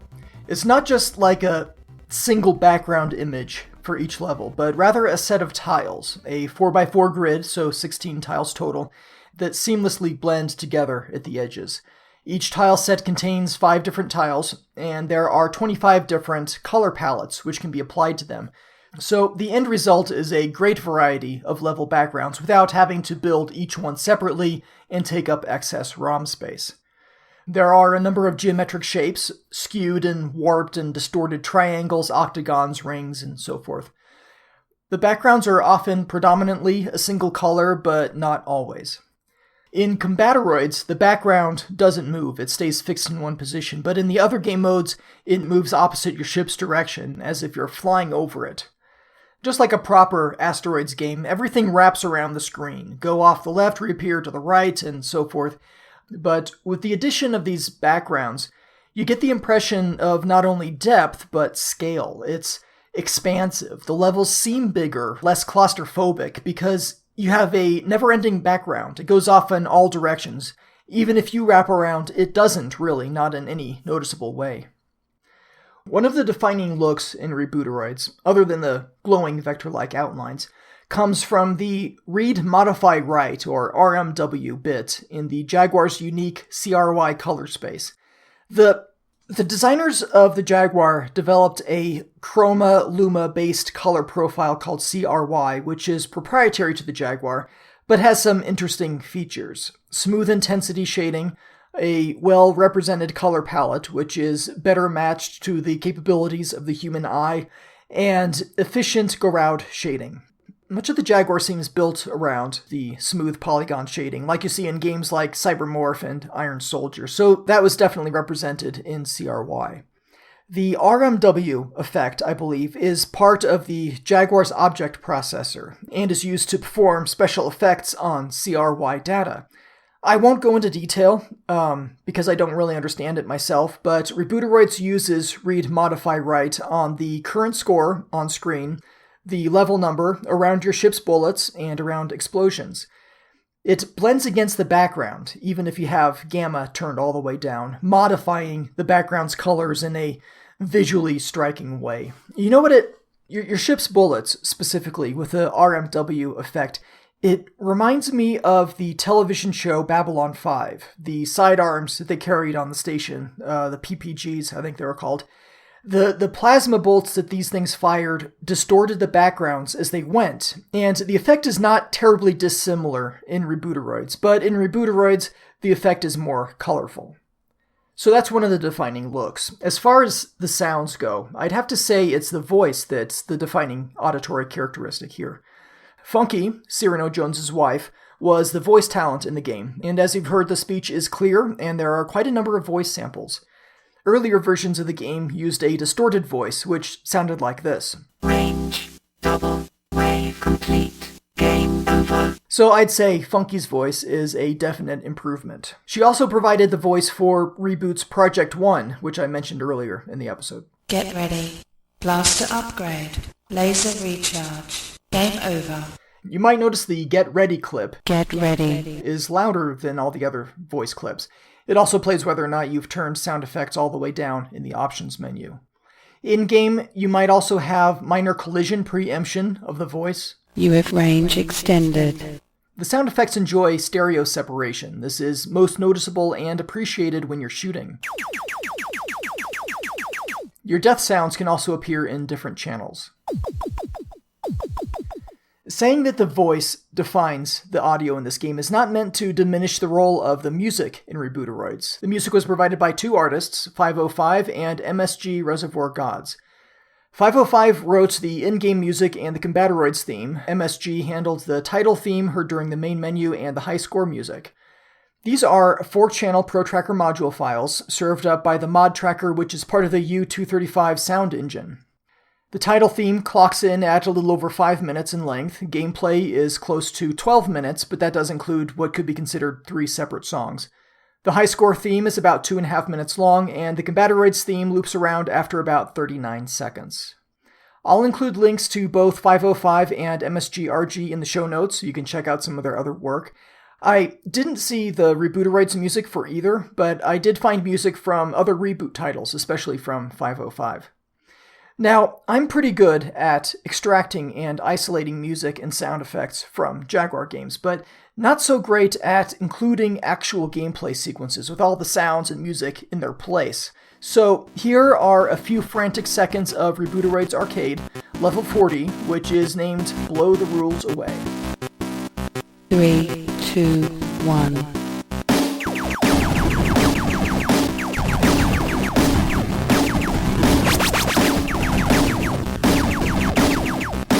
UFO detected. Warning. Twin shots. I did encounter a few bugs while testing out Rebooteroids that I thought I would mention here. One of them actually affects gameplay, depending on the honesty of your Combatoroids opponent. First off, as I mentioned before, muting music, turning the slider all the way down, also mutes explosions. Next, the ampersand character doesn't show up when you select it in the high score table. Instead, it shows a blank space. This next one affects absolutely nothing and occurs between levels in regular single-player and co-op games.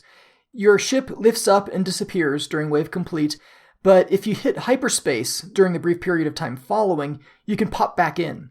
You can't move or shoot or anything, but you can continue hyperspacing around for fun. And finally, Combatoroids, between stages, player 1 is frozen, but player 2 can still move, and he can still fire.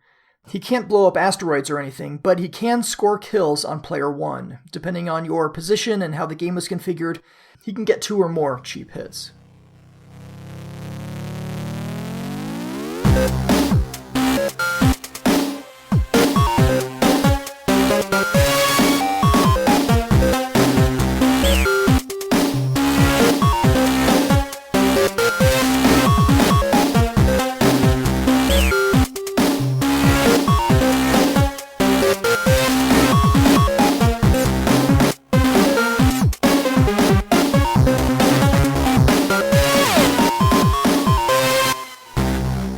This may be a homebrew title, but that doesn't mean that there's any skimping on packaging. AtariAge published this game, and it's only available complete with box and manual. The box came wrapped in a clear plastic envelope, which was held closed by a sticker, a small rectangular sticker, red, with repeating white Jaguar logos. The box itself is the same size and shape as games released during the Jaguar's lifetime, but this box is perhaps a little higher quality. It has more of a glossy finish than the original Jaguar game boxes, certainly. Open the box and you have a white insert which holds the game cartridge and the manual. The cartridge was made available either in standard gray or with a clear cartridge as a $5 upgrade. I went for the clear cart so that all of my Jaguar post-mortem cartridges are clear. All 2 of them. The consistency for me was worth an extra $5. The cartridge label has the Rebooteroids logo with a peach-colored arrowhead-shaped ship shooting the last letter O in the title with a stream of 13 bullets. The AtariAge logo, Reboot logo, and Jaguar logo live along the bottom. It's fairly plain. There are no asteroids depicted on the label, not a whole lot of color, but the label's of good quality and fits the available space nicely, rounded in the top corners, squared off in the lower corners. Also included in the packaging was an AtariAge game catalog. I'll talk more about that a bit later. Getting back to the Rebooteroids box, it's laid out much like an Atari-made game. It's predominantly black, with the Rebooteroids logo at the top, much like the one on the cartridge. Below the title are several roids of different sizes and colors. The Jaguar logo is in the bottom right corner, interactive multimedia cartridge written out at the bottom in red text, and a screenshot in the bottom left corner in a white outline showing the player just starting out in level 70, named Ashes to Supernova. If you hold the box just right, you can make out the background of the level, a very, very dark green pattern. The sides of the box, I don't usually talk about the sides, but the Rebooteroids box lacks the Atari logo at the top, but has the AtariAge logo at the bottom above a Reboot logo, which is all uppercase with a green to black gradient. There's no part number on the box or the game in general that I could find. On the back of the box, as is customary with Jaguar games, there are 4 additional screenshots in clockwise order. These are the title screen showing the BMX menu, a high score table showing all of the default names and scores, single player level 30 showing a UFO and a double damage power-up, and finally a new Rebooteroids game starting at the level of View to a Kill. The text is very tiny, in the same font as the right half of the Rebooteroids logo, and consists of 3 paragraphs justified center. Here's what it reads. Brought to you by Reboot and AtariAge.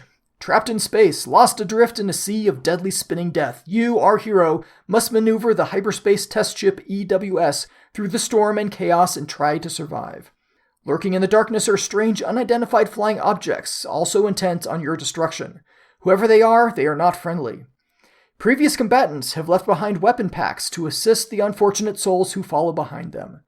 Featuring 80 unique levels, 20 bonus levels, 10 multiplayer levels, multiple power-ups, an all-original audio score, rotary controller support, and online high-score tables, get ready to relive the 80s like it's the year 2000. Reboot and AtariAge bring a brand new Atari Jaguar game to you. Some of this text is in different colors. AtariAge is blue and orange, Reboot is in green, and both unidentified flying objects and the relive the 80s thing are peach-colored.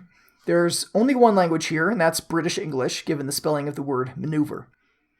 There's some copyright information, and along the bottom of the box are 3 large logos for Reboot, the U-235 sound engine, and AtariAge. The manual is a 20-page stapled color booklet, if you include the outside covers, which I've been doing, and yes, I did say color. Unlike every other Jaguar manual I own, this one is color. Other released homebrews might have color manuals, I know Gorf Classic did, but compared to the original Atari-made manuals, this is a much higher quality stock, and yes, full color. The front of the manual is just like the front of the box, and the back has the Jaguar slash marks like the Atari-made manuals, but again, color. It just doesn't get old. The manual covers the story, the controls, the different game modes and options, utilities, Rebooteroids configuration, screen layout, power-ups, bonus rounds, high scores, including the QR codes, and a few pages for logos and credits. Okay, back to the catalog. This was a real treat. AtariAge included a 2017 catalog of new games for classic systems, a stapled colored booklet slightly larger than the Jaguar manual. There are a bunch of games featured in here, 1 or 2 to a page, including the title, summary, and a couple of screenshots, and a picture of the box. Here are the games that are featured.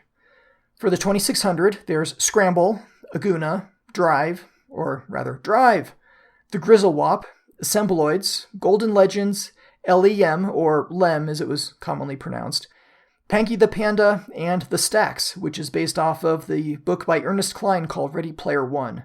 It's got to be one of my favorite books of the last few years. For the Atari 5200, there's Ratcatcher and Zari Arena featured in the catalog. And for the 7800, TME Salvo and Crystal Quest, starring Bentley Bear, as well as Super Circus AtariAge and Froggy. For the Jaguar, there's Rebooteroids and Xevious. On the back of the catalog are the titles for games which are part of the AtariAge Trackball series, games which have been modified to work in trackball mode with the Atari trackball controller.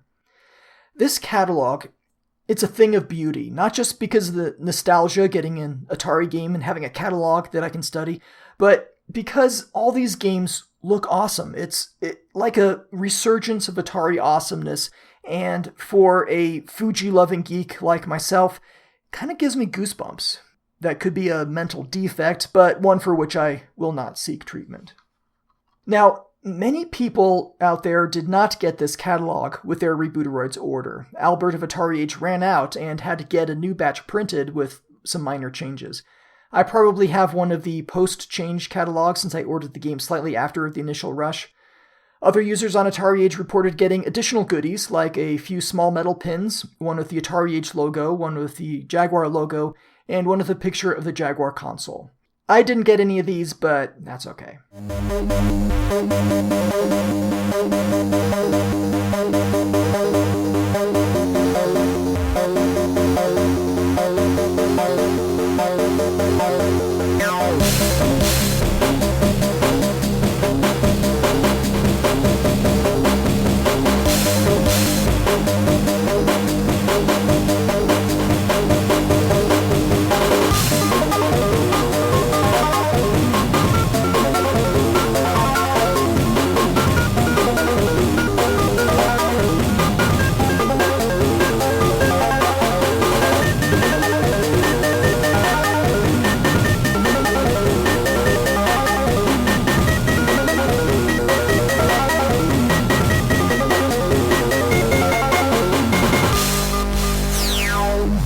There aren't many reviews of this game out there. On the AtariAge store, there are 5 reviews, averaging 4.8 stars out of 5. The Video Game Critic gives it a B+ score, with 11 readers chiming in with an average of C+. The Video Game Critic in his review loves the rapid fire, but isn't crazy about the understated explosions or the ship scaling animation, similar forms of which are used for hyperspace, loss of a ship, and end of a level.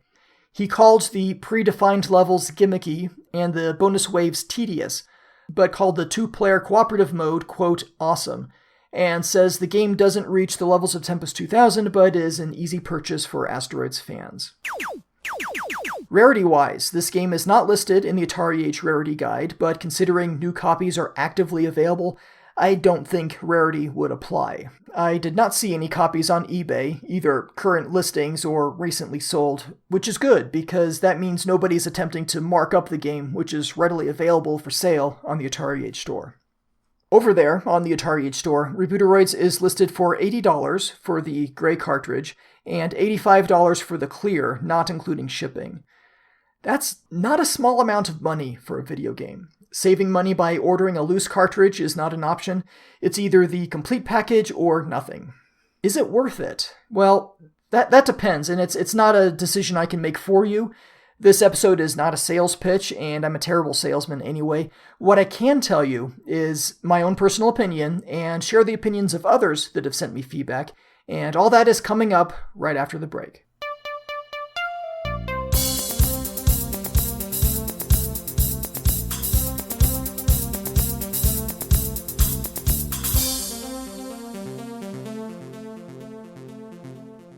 I have to admit, I didn't follow Rebooteroids at all during its lengthy development. I wasn't in any way involved in the public testing phase or call out for level design submissions. I'm not very active in gaming forums. I've been registered on AtariAge since 2002, but only have around 100 actual posts, most of which are in the thread for this very podcast. I might have seen mention of Rebooteroids here and there, but I didn't really dig into it. So when I saw it on the front page of AtariAge, Rebooteroids for Jaguar now available, that caught my attention. In that post, there's a video, and the preview image of that video shows the Rebooteroids logo surrounded by a scattering of 4-pointed stars in a horizontal spectral gradient, very, very similar to the high-res title screen in the game itself. That sold me on the game right there. I experienced a Wayne's World sort of moment. It will be mine. Oh yes, it will be mine. But it is a lot of money, so rationally, I needed more than just the title screen. I watched the video and it looked good, and I tried out the publicly released ROM image, which is a much earlier version of the game, but still played well. I didn't much care for the font used in that earlier version, but it was changed out for the final release. Alright, I'll go for it. I placed my order, knowing that it could be a bit of a wait. I remember hearing, perhaps on the Atari 7800 Homebrew podcast, that Albert makes most of these on demand, so if you're accustomed to Amazon Prime 2-day shipping, you'll need to temper your expectations accordingly. I ordered my copy in early January, $85 for the clear cart version, plus $4.35 shipping. I don't have the shipping notice email anymore, but I think it took around a week or 10 days to ship, which really isn't bad at all.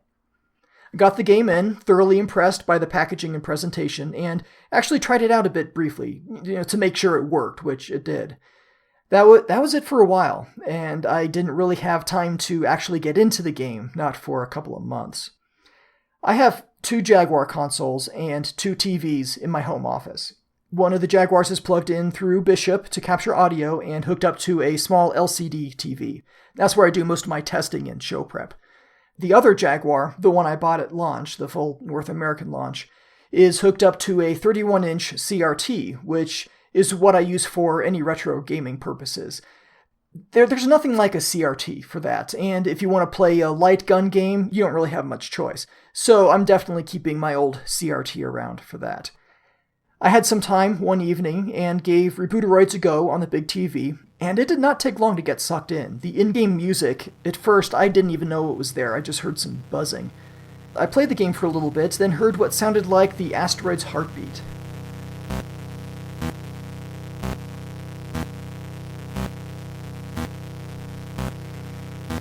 Okay, that's neat, I thought, and I played on, blowing up asteroids, chasing down power-ups.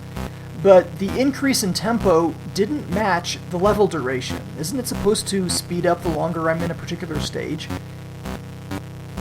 In fact, the heartbeat felt disconnected in general from the on-screen action. What's going on here?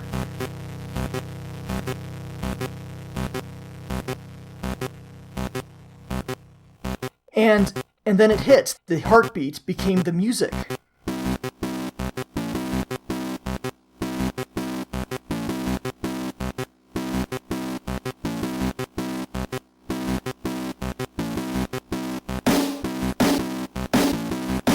I let out a satisfied chuckle and continued playing.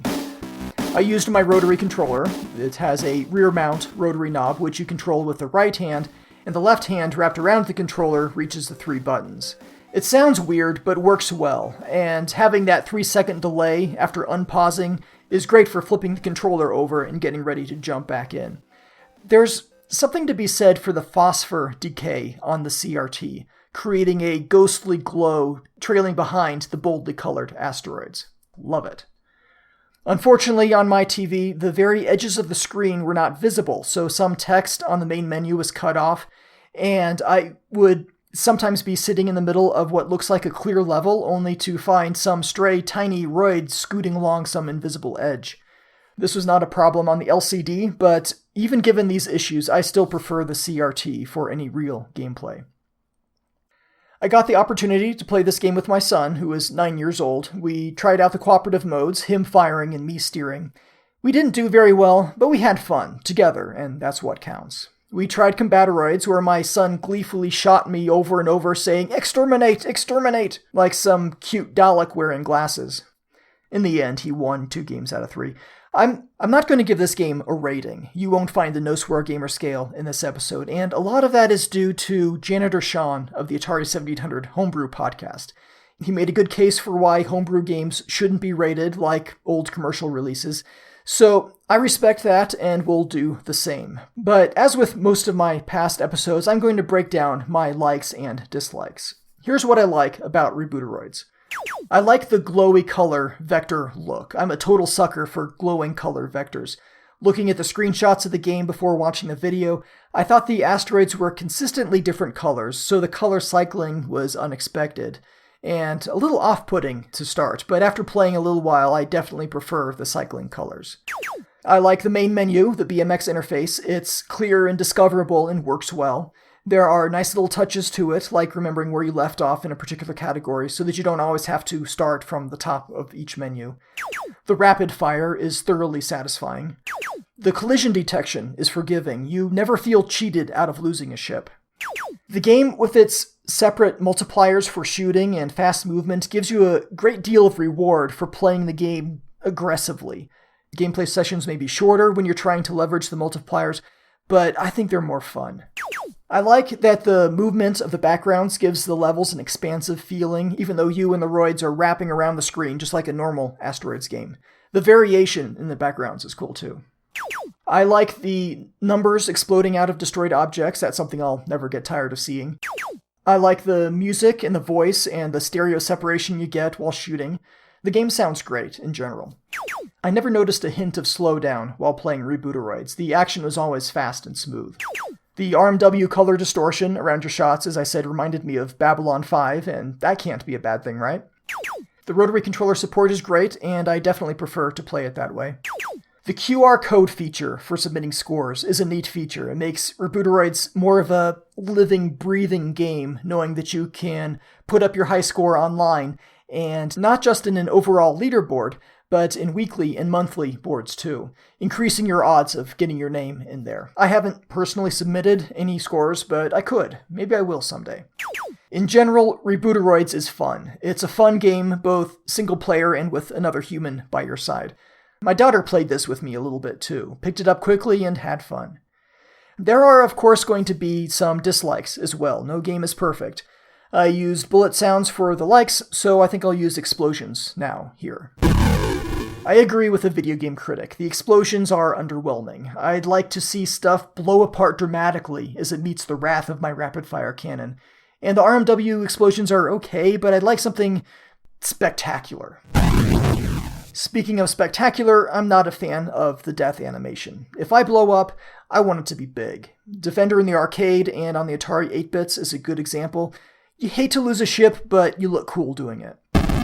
I don't care for the end of wave sequence, having wave complete slide across the screen. It seems anticlimactic, maybe a bit tedious. While it's kind of cool to have the name of the level in Rebooteroids arcade pop back up when you've lost a ship, having it do so in Combateroids seems unnecessary, since it's going to be popping up dozens of times per level.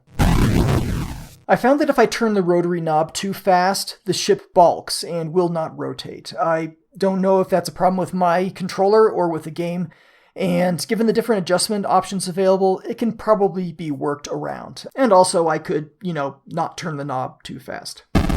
I do kind of miss the standard Jaguar shortcuts. I miss the 0 key to toggle the music, for example, or the volume sliders while paused.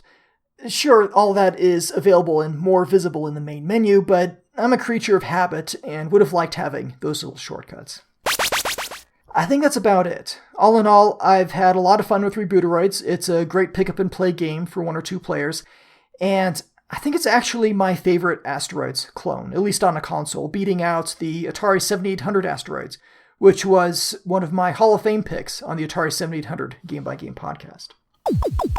There is another Asteroids clone that I really like on the PC. It's called Disasteroids 3D. It's a simple OpenGL-based game, and has similar rapid fire, but lacks the power-ups and multipliers that you find in Rebooteroids. The explosions are much more satisfying, and it has the option to play in what's called Copernicus mode, where your ship remains at the center of the screen and the level moves around you. I like that.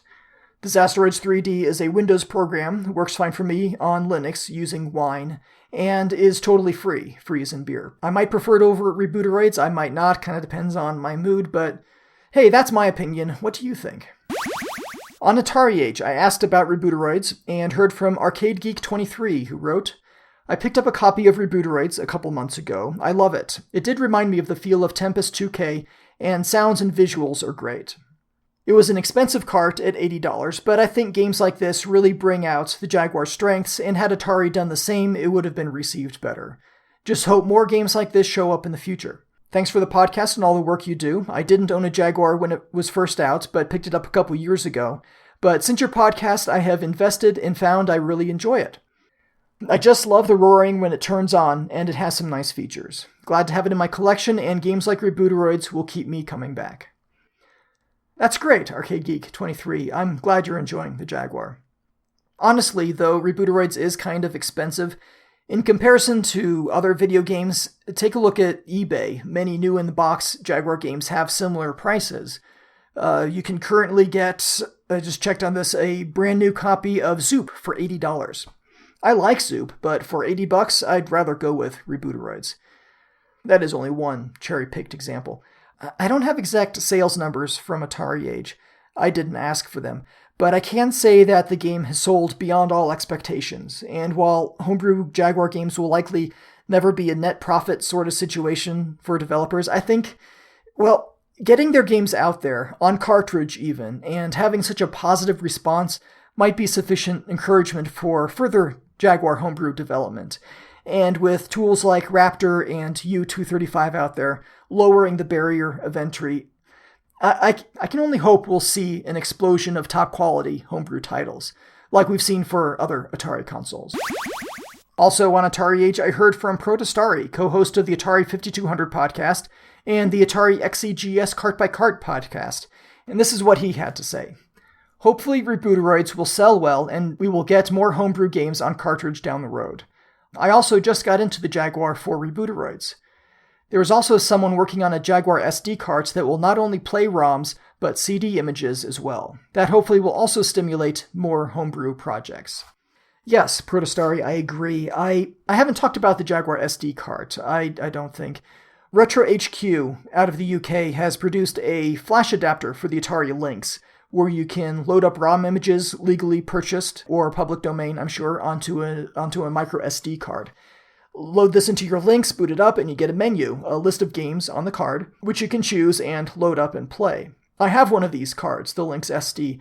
I have a huge collection of actual Lynx games, the vast majority of the released titles, but for most of them, only one copy. But I have 2 Lynxes and a Comlinks cable, so with this adapter from Retro HQ, I can play any of my games in multiplayer. Just load the ROM image on one Lynx and the real card on the other, and it works great. I've been very happy with this, and after a similar adapter for the Neo Geo Pocket has been completed, Saint from Retro HQ has said that he's going to start on an SD adapter for the Jaguar. It is, in fact, well underway, last I checked.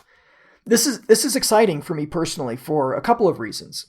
First, as you said, Protestari, it might stimulate more homebrew projects. With the Jaguar SD cartridge out there readily available, it could ease the barrier of entry for developers to get their games out there. They could charge, $5 or $10 to download a ROM or register a ROM on the shareware model and actually have a reasonable install base, maybe hundreds of people.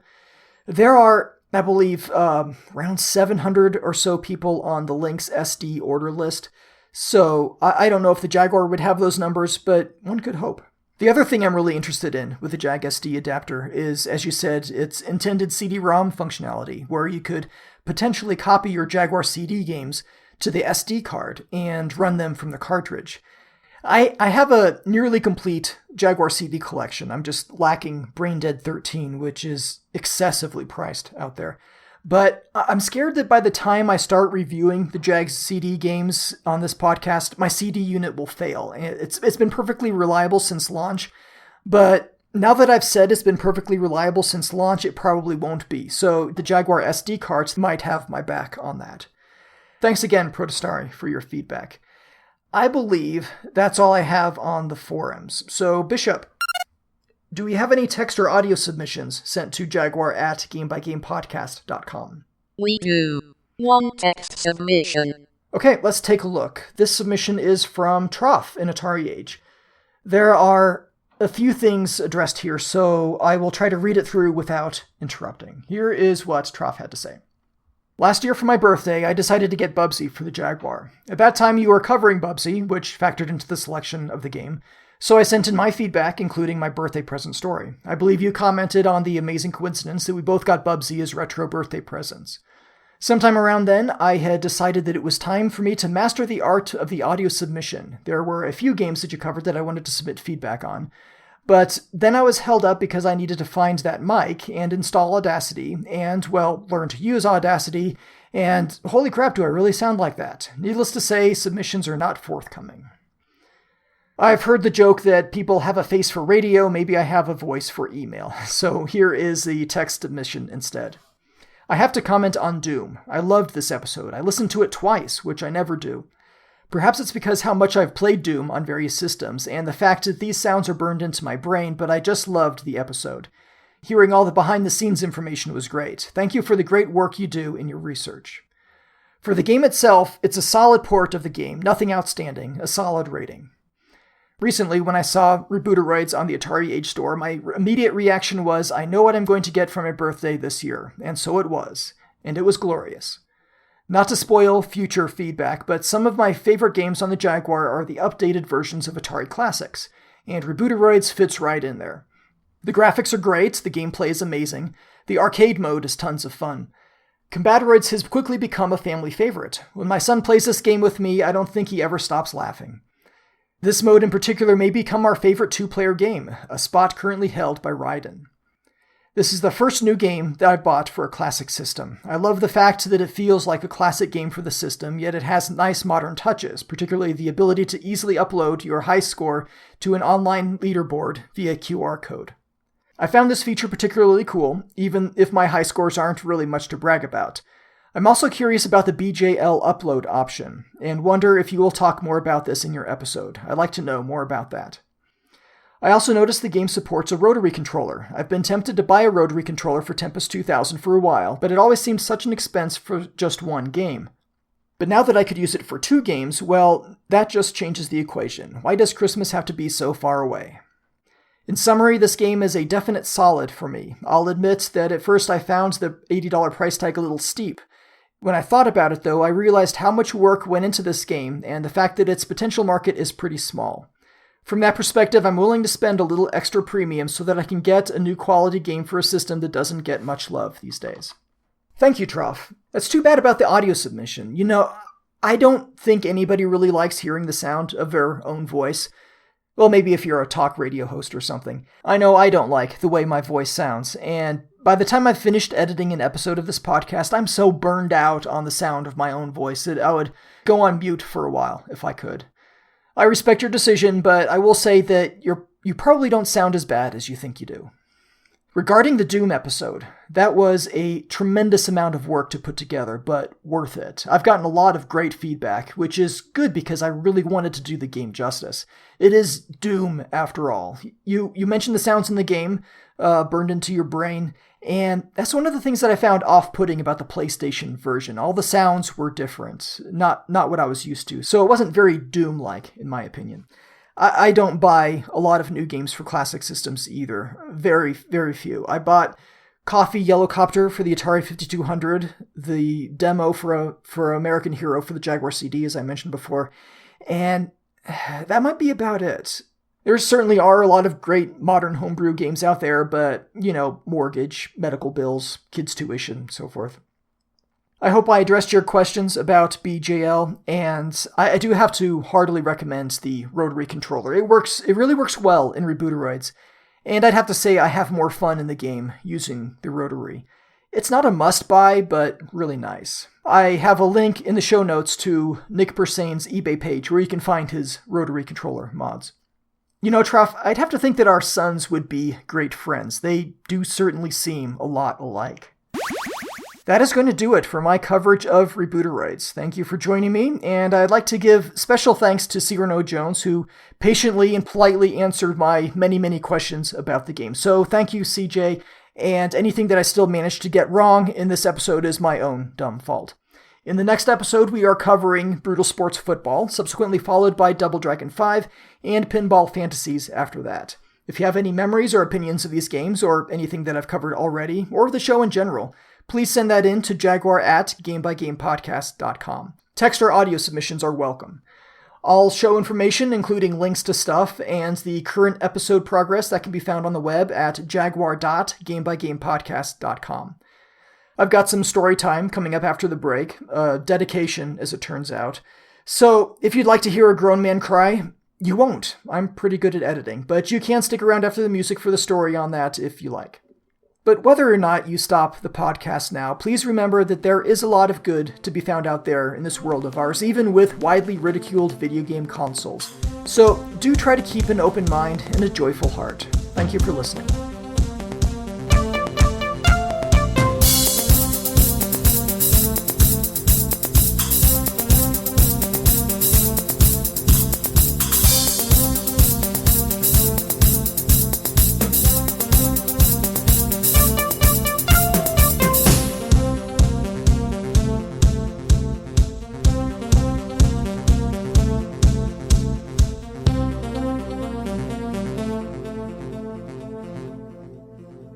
And now, story time with Shinto.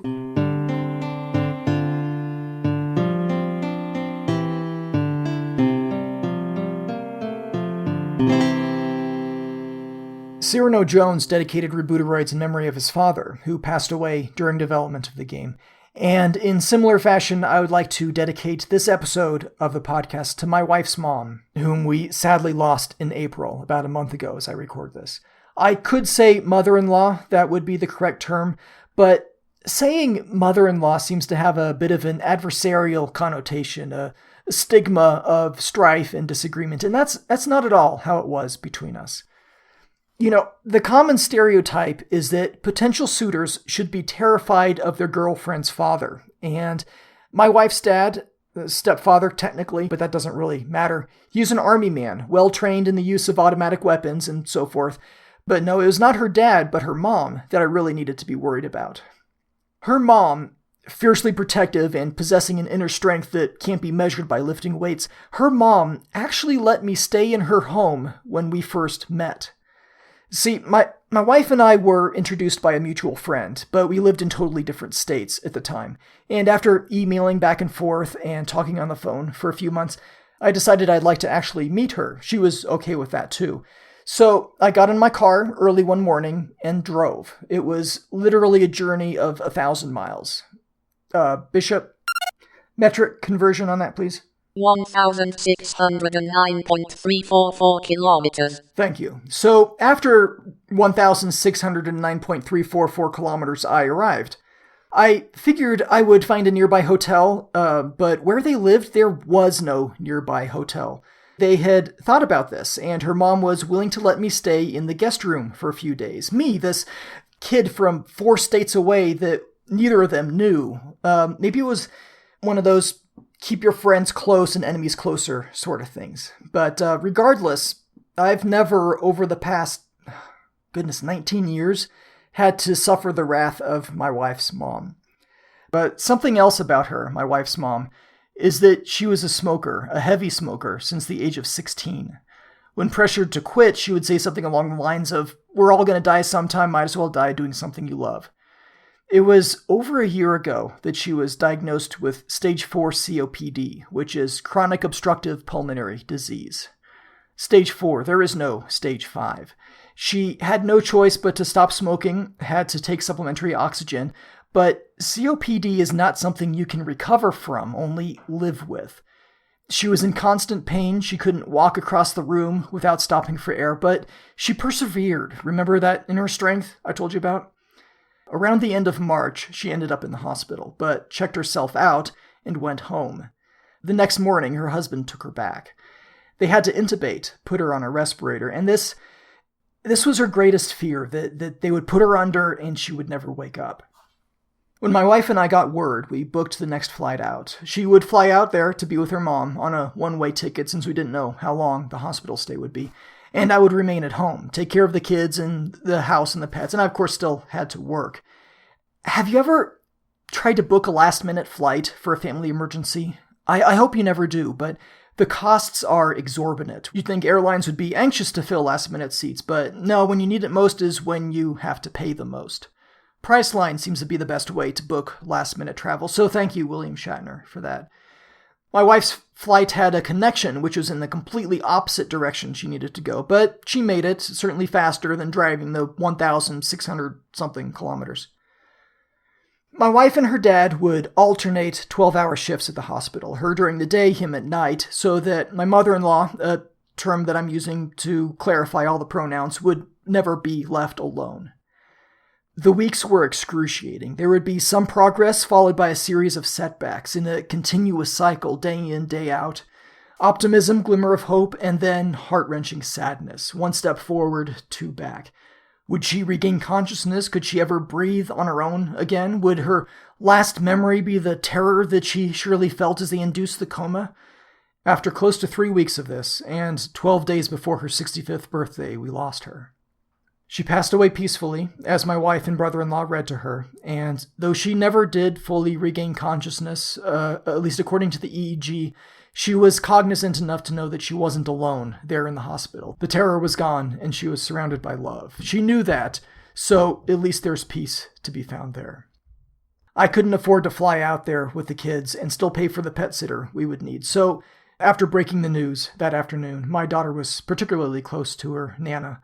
I frantically packed and got the house ready and got us all prepped for a road trip. Not a fun road trip, the kind where you stop and look at things and walk around and stuff, but the kind where you check out some audiobooks from the library to placate the kids and just drive for 13 plus hours. That was a Tuesday that we drove out. The funeral was the following Saturday, and the intervening time was spent preparing, which is no small task. I'm thankful that I was able to help out as much as I did, and we drove home the following Sunday. See, that was the first funeral, and this is the really tragic part. We needed to do another one, back closer to where I live, because that's around where her parents are. My wife's grandparents, ages 90 and 92, God bless them, had to endure the loss of a child for the second time in 20 years. My wife has been amazing throughout the whole ordeal. Well, she's amazing anyway, but here she's shown without a doubt that her mom's inner strength lives on. American sitcoms in the 80s and early 90s often had preachy endings from time to time, so since this is a retro gaming podcast, here's mine. If you smoke, stop.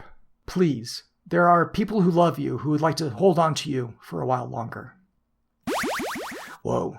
That wasn't the best sound to separate these. Okay, so anyway, I didn't want to end on a somber note, so I'm going to talk a bit about ALF. Speaking of 80s sitcoms, the U-235 sound engine for the Jaguar, at least the version that I have downloaded, comes with some sample code and a mod file, along with instructions on how to build a binary image that can play the mod file on the Jaguar. The mod file that they included is the theme song for ALF, the TV show, Alien Lifeform. That reminded me, a few years ago after getting an SIO to PC setup, working between Bishop and my Atari 800 XL, I was checking out the old Atari 8-bit demo scene, downloading bundles of demos and trying them out, and I was surprised how many of these demos were inspired by the ALF TV show. My favorite demo is... hold on, let me do this. Bishop, load up the ALF demo for the Atari 8-bit. There are multiple matches for ALF demo. Please specify. Right, of course. Load up ALF on guitar, also known as Hi ALF. Ready. You may power up the Atari 800 XL now. Alright, check this out.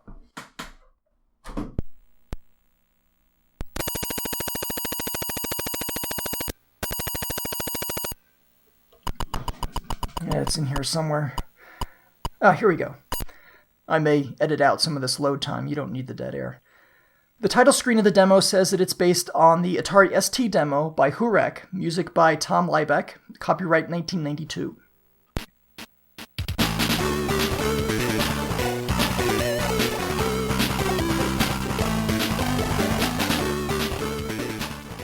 What you can see, what I can see but you can't, is a continuous loop of digitized frames, monochrome, or rather bitmapped, showing Alf playing a guitar, captured from an episode of the TV show. I'll see if I can find a link to a YouTube video of this for the show notes. It's remarkable what some people are able to do with the Atari 8-bits, and also remarkable how much dedication there was for that snarky, cat-chasing alien life form. That's story time for this episode. Thank you for sticking with me.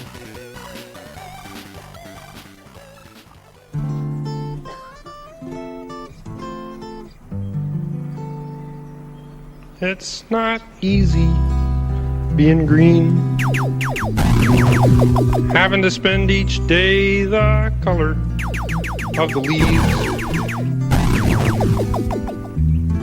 when I think it might be nicer being red or yellow or... Game over.